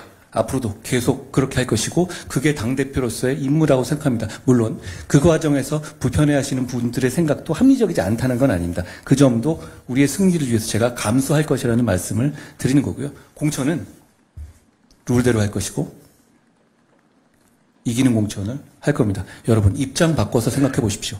저도 안 나가잖아요. 저는 여기 아는 사람도 없습니다. 그리고 저만큼 이기고 싶은 사람도 없습니다. 이기기 위해서 국민이 공천을 보고 이 공천을 어떻게 하는지 집중해서 보고 계실 거라는 걸 제가 잘 압니다. 국민들께 설득력 있는 공천을 할 것이고 오직 저는 그 목표 밖에 없습니다. 정청래 의원이 다음 상대는 누구냐라고 지금 그러고 있는데 혹시 그쪽 지역구에 염두에 두신 사람 있나요? 그분 참 말 재밌게 하시더라고요. 계속 그렇게 말씀하시면 될 것 같습니다. 중요한 건 우리는 이제 그렇게 해서 그런 우리가 그동안에 전통적으로 우리가 패배의식에 있었던 그런 부분에 대해서 그런 지역에 대해서 파이팅 있게 싸울 것이고 그런 식의 시도를 계속 할 것이라고 말씀드립니다. 우리는 예를 들어서 이런 거거든요. 제가 전에 광주에 갔을 때 광주에서 정말 한석을 지역구에서 얻고 싶다고 말씀드렸어요. 왜냐하면 우리는 전국정당이거든요. 우리 비대위 위원에서 의사로 박은식이라는 분이 계신데 그분이 자진해서 광주 출마를 어려운 걸 알면서도 갔습니다. 저는 그렇게 생각합니다. 우리는 포기하는 것이 없어요. 그리고 어떤 정당이 어느 지역을 포기해서도 안 된다고 생각합니다. 전국정당이라면. 우리는 호남 포기를 포기할 겁니다. 오히려. 그리고 수도권의 약세 지역에 대한 포기를 포기할 겁니다. 그런 차원에서 전 지역에서 정말 진정성을 가지고 한 지역과 한 지역구마다 최선을 다하게 되면 국민들께서 우리의 노력을 가상하게 봐주실 거라고 생각합니다. 저희는 국민들 모두에게 정말 잘 보이고 싶습니다. 뭐 혹시 꼭 이기고 싶은 어떤 지역구가 있습니까? 저는 다 그렇습니다. 지금 저희가 많이 졌잖아요. 그러면 저는 우리 좋은 분들이 모든 지역에서 정말 최선을 다해 주셨으면 좋겠다는 생각을 합니다. 그리고 많은 분들이 참 우리 좋은 인재들이 더 오셨으면 좋겠고요. 예. 뭐 엊그저께 이재명 대표 그 비례대표제 관련해서 발표도 있었는데 긴급 기자회견도 있었는데 요 문제 우리 이재규 부장님 마저 질문 한번 해주시죠. 예. 선거제 얘기죠. 예. 어제가 아니고 민재병 대표가 준연동제 비례제 유지, 그다음에 통합형 비례저당 제안을 당에서 만장일치 당론으로 채택했습니다. 예. 국민의힘은 이제 의회 독재 유지 검은 속내라고 비판했는데, 근데 결국 국민의힘도 국민미래당 위성정당을 창당할 예정입니다. 근데 이게 어떻게 보면은 잘못된 제도라고 비판하면서 거기에 따라간다는 것은 약간 이율배반적인 행위라고 생각이 들고요. 그리고 우리가 흔히 얘기하는 어떤 대승적 결단 이런 측면에서 국민의힘은 혹시 위성정당 창당 방침을 철회할 생각은 없으신가요? 첫째로 만장일치가 나왔잖아요. 만장일치를 할 걸 왜 지금까지 이렇게 지지고 복구했는지 모르겠어요. 만장일치가 나왔다는 것은 전부 다 동의한다는 거잖아요. 그런데 왔다 갔다 거짓말하면서 대표에게 다 위임한다? 이걸 왜 한 거죠? 저는 이게 민주당의 문제라고 생각하고 이게 우리가 이번 선거에서 민주당을 심판해야 될 큰 이유 중 하나라고 생각합니다. 무슨 얘기냐면 제가 법무장관 하면서 민주당의 많은 분들하고 건건이 부딪혔죠. 근데 저는 별로 부담되질 않았어요. 왜냐하면 이분들이 숫자는 굉장히 많지만 다 똑같은 소리를 하거든요. 똑같은 방침에 똑같은 방향의 로직을 준비해 똑같이 얘기한단 말입니다. 그러니까 저는 법무부 장관으로 하면서 여러 의원님들하고 논쟁을 할 때 그냥 한 명하고 싸우는 것 같았어요. 이런 식의 다수당으로서 국민의 민의를 반영하는 겁니까? 예전에 보면 소수파도 있고 그랬잖아요. 전혀 안 그렇잖아요. 그러니까 이게 만장일치라는 게 얼마나 코미디인지 그 자체가 보여준다고 생각합니다. 이걸 만장일치 할 거면 지금까지 왜 이런 거예요? 그러니까 이 민주당의 방에서 얼마나 정치공학과 자기들의 당리당략만이 모든 것의 결정의 이 원칙이라는 점을 이 만장일치 결과라는 것을 저희가 보여준다고 생각합니다. 얼마 전에 북한에서도 99점 몇 프로 나왔던데요. 근데 100% 나온단 말이에요. 여기 북한인가요? 그리고 두 번째로 여기 계신 정말 전문가들 계시잖아요. 제가 기자님들한테 물어봤는데요. 여러분들도 물어보겠습니다. 그 준연동형, 연동형 제도, 연동형이든 뭐든 좋습니다. 자, 그 산식 아시는 분 계십니까? 계세요? 계시면 설명해 주세요. 아시면. 제가 듣고 설명해 드리겠습니다. 그 비례대표를 어떤 방식으로 선출한다는 지금 민주당이 지금 하겠다는 그 계산식 아시는 분 계세요?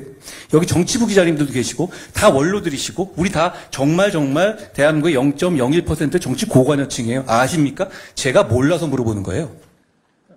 민주당 의원 180명, 160명 제가 그 앞에서 물어보고 싶어요. 다 그냥 랜덤으로 얘기해 보라고. 글쎄요. 몇 명이나 얘기할 수 있을까요? 저는 별로 없을 거라고 생각합니다. 그러면 국민은 비례대표를 투표를 하면서 자기 표가 어떤 식으로 선거에 반영되는지를 모르는 거예요. 저도 모르는데요. 둘째, 그러면 그 산식을 제가 써오긴 했어요. 근데 안 읽어드리겠습니다. 봐도 모르겠어요. 자, 그러면 거기 나온 숫자가 꼭 그 숫자대로 그 퍼센트여야 하는 필연적인 논리적인 이유가 있는 거예요? 그거 없습니다. 그런데 왜 그렇게 하죠? 그냥 이건 자기들 욕심과 이해관계 문제는 국민은 몰라도 되는 건가요? 국민의 표가 쓰이는데? 이건 선거가 아니에요. 선거의 제도가 복잡해지는 방향이 민주주의입니까? 내 표가 한 표를 찍으면 그 사람의 일씩 올라가는 게 민주주의입니까? 저는 후자가 민주주의라고 생각합니다. 이래서는 안 되는 거예요. 우리 국민의힘의 입장은 이래서는 안 되는 것이고 병립형으로 해야 되는 입장이 한 번도 변한 적이 없고 지금도 그렇습니다. 부장님 말씀하신 것처럼 자, 위성정당. 자, 위성정당 저희 준비하고 있습니다. 그러면 이건 플랜 B입니다. 자, 우리는 책임 있는 집권 여당이고 우리의 지지층이 있습니다. 그러면 180석을 가진 당이 야합해서 이런 제도를 만들려고 들어요. 여기에 대해서 그 대비책이 없어야 합니까? 그러면 여기서 우리는 위성정당을 만들지 않고 나머지 180석, 그러니까 최강욱, 조국, 윤미향, 김의겸 같은 사람들이 모이는 그런 정당이 다 가져가게 둬야 됩니까?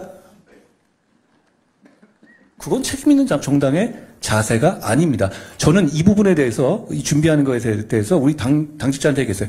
떳떳하게 준비해라. 당연히 이건 우리가 민주당이 이렇게 이상한 자기들의 정치공학을 선거제도로 반영한다면 우리도 거기에 맞춰 뛰어야 되는 겁니다. 딱 당당하게 준비하고 오히려 여기서 우리가 이 병립형보다 낮은 숫자의 의원이 갖지 않도록 최대한 준비하라고 했습니다. 저는 플랜 B라고 말씀드린 거고요. 또 하나는요. 이겁니다. 지금 어떤 경기를 앞두고 축구로 시합을 할 거냐, 야구로 시합할 거냐를 선수가 마음대로 정하는 거예요. 한 명이. 우리는 소수당입니다. 그러면 우리는 축구하는 줄 알고 있었는데 갑자기 야구하는 쪽으로 바뀌었어요. 그럼 야구도 준비해야 되는 거예요. 현실 세계에서 사는 사람들이니까. 그럼에도 불구하고 축구인지 야구인지를 지네 마음대로 정하는 걸 강하게 비판해야 되는 것이죠. 그게 저는 정치의 일이라고 생각합니다. 저는 정치 이렇게 하면 안 된다고 생각합니다. 아무도 국민도 이해하지 못하는 선거제도, 정확하게 말하면 자기들도 이해하지 못하는 선거제도를 원래는 병립형 한다고 그랬잖아요. 정청래 이런 분 아까 말씀하셨는데 무조건 병립형 띄우려고 전당원 투표 한다는 거 아니었어요? 그거 당연히 그 공작이었잖아요. 그 절차였는데 갑자기 문재인 대통령 한번 만나고 나서 바뀐다고요? 우리 4월 10일 날을 보고 있는 이 많은 5천만이 있는 앞에서요? 선거가 장난입니까? 그러려면 이런 거 하면 안 되는 거예요. 더 코미디 같은 건 이걸 이렇게 바꿔놨는데 이게 100% 만장일치가 나온다는 거예요? 저런 사람들 국회에 보내면 저는 안 된다고 생각합니다. 정치할 자격이 없는 사람들이라고 저는 생각합니다. 예, 말씀하신 대로 지난 선거에서 21대에서 이제 비례대표의 경우 이제 30석은 이제 연동형으로 가고 그다음에 17석은 병립형으로 가고 그래서 이제 합쳐진 구조였는데 그래가지고 솔직히 저도 텍스트를 많이 보지만은 이게 전체적으로 이게 비례대표가 작게 가져가면 연동형이 이런 어떤 전체 구조하고 정확히 산식을 저도 잘 좀 이해하는 게 힘들더라고요, 사실은. 아니, 아무도 모를 것 같아요. 근데 그럼에도 불구하고 우리가 어떤 지금 말씀하신 민주당의 어떤 그런 과정들 그걸 총체적으로 불의라고 본다면은 그 불의에 대한 방조, 그다음에 그 불의에 대한 결과적인 가담. 이거는 위원장이 자유민주 국가에서 위원장이 말씀하신 동료 시민이 따라가야 될 과정은 아니라고 생각하거든요. 부장님, 이걸 제가 여쭤볼게요. 예. 그러면 지금 결과가 그 과정에서 우리 국민들, 동료 시민들이 원하는 사실 국민들이 원하는 아주 심플하게 얘기하면 국민들은 각각 몇 대 몇 정도의 생각을 갖고 있고 표를 주는 거예요. 그런데 국민들이 우리 쪽에 있는 후보가 되기를 원하시는 마음으로 투표를 해요. 그런데 그 투표가 정말로 하나도 비례대표에서 반영되지 않는 결과가 나는 겁니다. 그걸 방치하는 거가 책임 있는 정치입니까? 그러면 그렇게 돼서 저쪽에서 하는 그런 꼼수가 그대로 현실에서 작동하게 두는 것이 그런 결과를 나게 하는 것이 책임 있는 정치입니까? 저는 그렇지 않다고 봅니다. 근데 그렇다면은 지난 21대 총선에서 위성정당이 출할 거고 또 다시 합쳐질 거고 당이 위성정당을 통해 가지고 많은 뭐 조국 윤미향 다 나서 당 의원이 될 것이고요. 그러면서 국민의힘도 마찬가지로 또 그런 식으로 위성정당 만들 거고 그렇다면은 지금 한동훈 위원장님한테 바라는 어떤 보수 진영에서 새로운 정치, 새로운 미래, 과연 그 한동훈식 정치와 기존 정치와 다를 게 뭔가라는 문제에 부닥치지 않습니까? 국민의힘의 이거는 현실에 있어서의 논쟁의 문제잖아요. 국민의힘은 지난번 선거에서도 이런 식으로 하게 되면 위성정당 만들 수밖에 없다는 걸 이미 공언했어요. 자, 제가 그리고 위성정당 부분에서 빨리 하고 언론에다가 내게 한 이유는 이거 이렇게 될 거란 걸 말씀드리기 위한 것이었습니다. 국민의힘이 저한테 원하는 것은 뭡니까? 저런 정치를 종식시키라는 것 아닙니까? 그렇죠. 자, 그러면 이 과정에서 저는 이기기 위한 정치를 해야 하는 것이고, 그리고 우리 국민의 힘을 지지하고 저런 정치를 종식시키고자 하는 분들이 이런 왜곡되고 베베 꼬인 절차 안에서도 이겨야 하는 것이, 이기라고 하는 것이 저는 저에 대한 국민들의 기대라고 생각합니다. 오히려 저는 이 과정에서 이런 식의 왔다 갔다 하고 한 명이 마음대로 선거를 정하는 것에 대한 것을 국민들께서 평가하실 것이라고 생각합니다. 말씀하신 것처럼 그 과정에서 이거 안 하면 더 좋겠어요. 그런데 저는 이런 식의 왜곡 자체가 불법이 아니란 말이에요. 불법이 아니라면 결국은 우리 현실 생활에서 4년 동안의 의회 권력을 장악할 룰이 이렇게 이상하게 만들어졌어요. 이런 거잖아요. 축구를 했는데 어느 구간에서 갑자기 손으로 들어도 된다는 얘기 일부러 끼워넣는 그런 것 같은 거잖아요. 그러면 문제는 우리는 현실 정치를 하는 사람이기 때문에 우리의 동료 시민들의 4년 동안의 삶을 책임져야 되는 사람이기 때문에 여기서 그럼에도 불구하고 이기는 방식을 플랜 B로 마련해야 되는 겁니다. 지금 우리는 아직 거기 합의해주지 않았습니다. 예, 그렇죠. 우리는 끝까지 병립형을 지키기 위해 노력할 겁니다. 예. 그게 안 됐을 경우는 어떻게 할 것이냐? 그때는 이렇게 하겠다는 플랜 B를 만들어 두는 겁니다. 저희는 이 점을 오히려 이 과정을 국민들께서 보시고 민주당을 평가하고 민주당을 심판해 주실 거라고 생각합니다. 도대체 말이 안 되잖아요. 정말로 이 중에서 저 산식이 어떤 것인지 아는 분을 제가 써왔는데요. 아까 제가 숫자에 굉장히 강하거든요. 예. 제가 모르겠어요. 왜 이래야 되는 겁니까? 저는 이해가 가지 않습니다. 예, 지금 벌써 11시 지금 30분이 넘어서 35분을 향해 가고 있습니다. 이 경제복지 분야 질문도 많이 준비했는데, 시간 관계상, 간단하게 얼마 전에 공인이시니까 재산 공개 나왔는데, 혹시 지난해 재산세하고 종부세 얼마 내셨는지 숫자로 말씀해 주실 수 있나요? 제가 정확하게 기억은 안 나는데 좀 내긴 냈습니다만 예, 그래서 지금 시간이 다 됐는데 요 문제는 꼭 짚어달라는 주문이 많았습니다. 양승태 대법관, 그 다음에 대법원장, 이재용 삼성전자 회장에 대한 수사, 그 다음에 이번에 판결이 나왔습니다. 이 질문을 마지막으로 한번 짚어보도록 하겠습니다. 우리 김경태 국장 질문해 주시죠. 뭐 아시겠지만 양승태 전 대법원장 47개 혐의 다 무죄 났고 이재용 삼성전자 회장 19개 전부 무죄가 났습니다. 도대체 무슨 일이 있었던 겁니까 수사에서? 재판에서 무슨 일이 있었는지를 물어보시는 게 좀 맞을 것 같고요. 이 두 가지 사안이 굉장히 큰 사안이었고 여러 가지 의견들이 많은 사안이었다는 것은 제가 인정하는데요. 아직 1심 단계고 하기 때문에 제가 잘 지켜보겠다 이 정도로 말씀드리겠습니다. 특히 그 검찰에서 제출한 증거 압수수색 같은 거 문제가 많았다 그래서 인정할 수가 없다 그래서 사실상 수사상에 하자가 있다고 얘기를 하는데 한겨레에서 굉장히 응원하는 보도를 당시 해주셨던 걸 기억하는데요. 그 법적인 판단에 대한 기준이라든가 근거는 굉장히 법리적인 문제입니다. 이 추후 잘 지켜보시면 될 문제라고 생각합니다. 사법농단 사건과 관련해서 대법원의 수사 의뢰로 진행된 사건이었다 이런 표현을 하셨는데 사실상의 수사 의뢰로서 자료와 그것을 공개적으로 저희가 넘겨받았었죠. 조금 더 구체적으로 설명해 주실 수 있나요?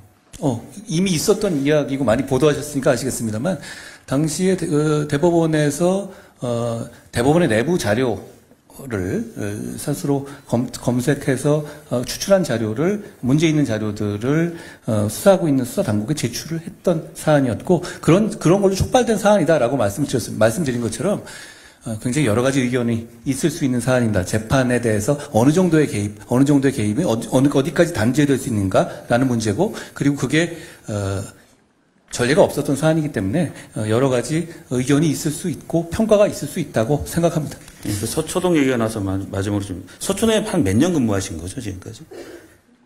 서초동이요? 검찰. 검찰이요? 검찰은 20여 년이고요. 서초동에 얼마 있었는지는 제가 계산을 잘 안 해봤네요. 거기서 서초동은 지금 중앙지검이나 대검 얘기하는 거죠. 그러니까 제가 드릴 말씀은 사직에서 야구를 직권하셨다는 건 사직구장에서 봤다는 얘기랑 동의가 된 것 같은데, 서초동에서 근무하셨던 것처럼 이 논란과 관련해서 지금 언론에 소송을 거신 걸로 알고 있어요.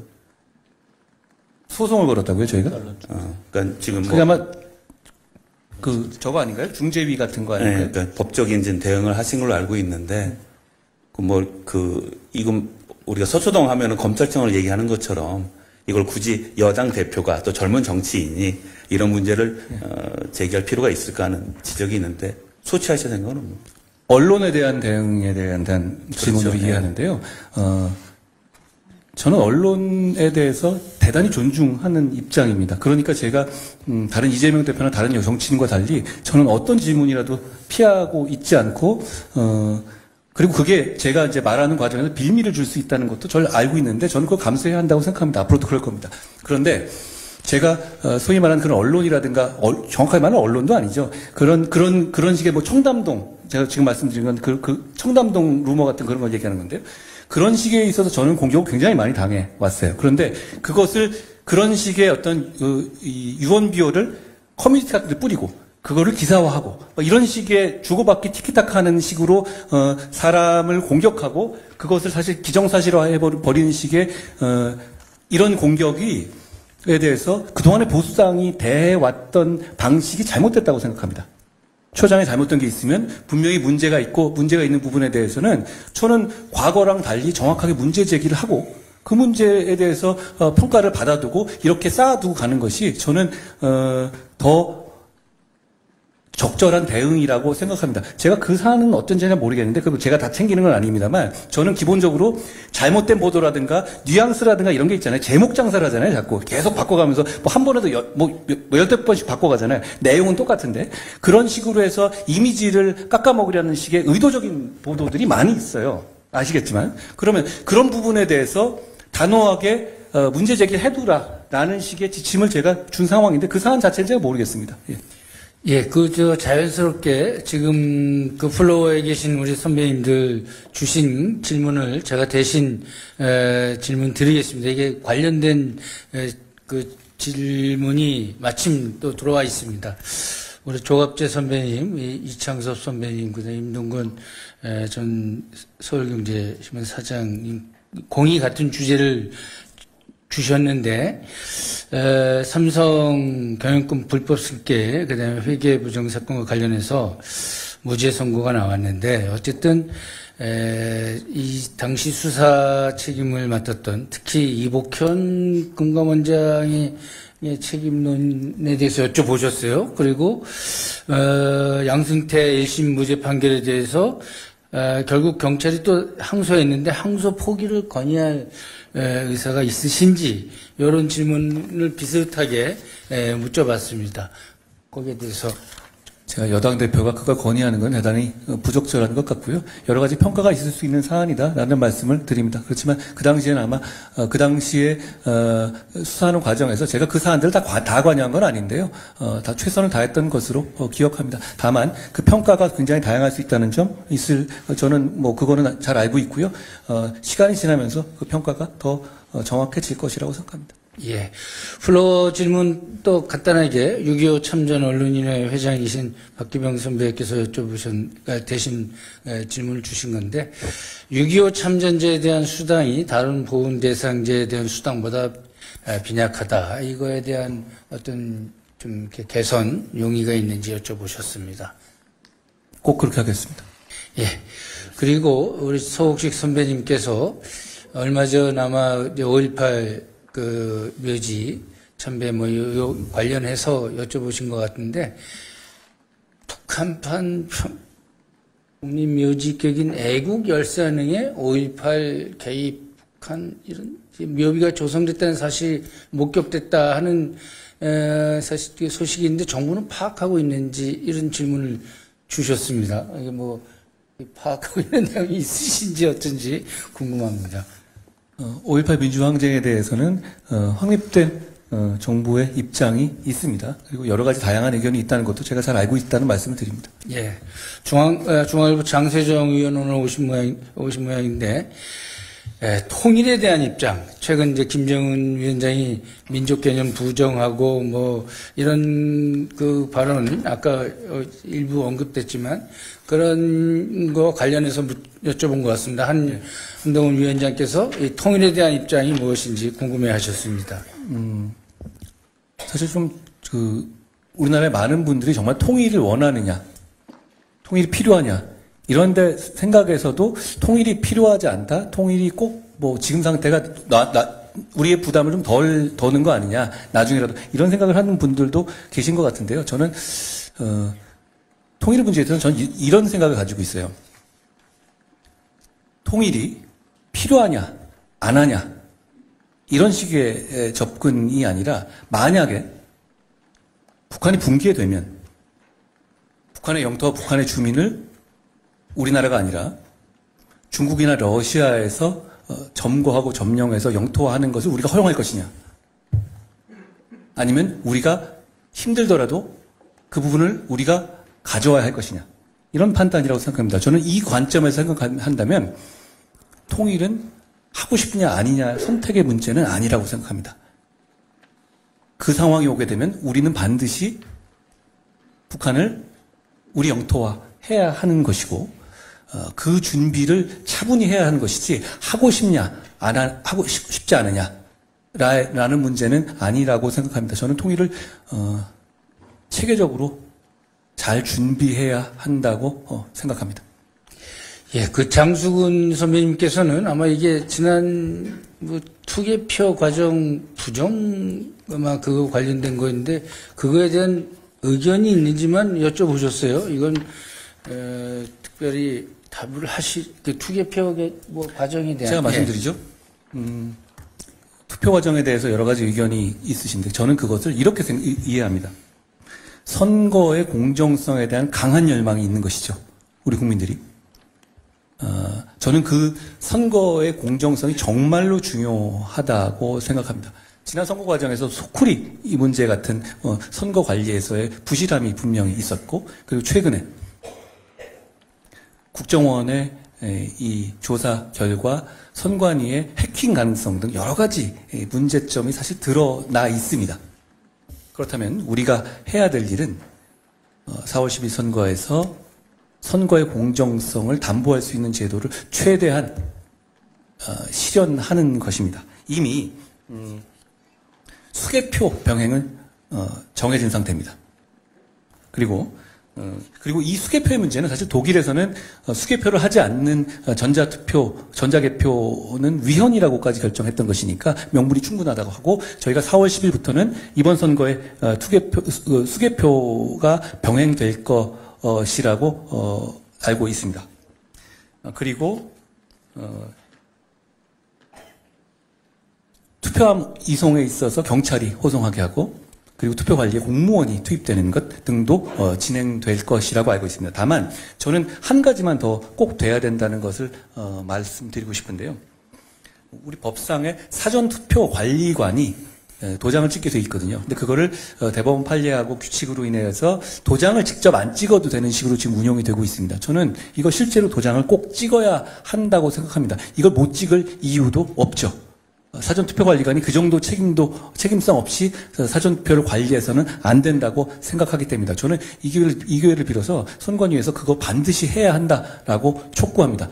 사전투표도 여러 가지 문제가 있잖아요. 사실 너무 간격이 커서 그 기간 중간에 있는 이슈들이 선거에 반영되지 않고, 그리고 지금 가뜩이나 선거 운동 기간이 짧은데 이렇게 사전투표를 멀찍이 떨어져 두니까 선거운동 기간이 너무 짧아지는 문제가 있어요. 그렇지만 이 문제는 법률 문제입니다.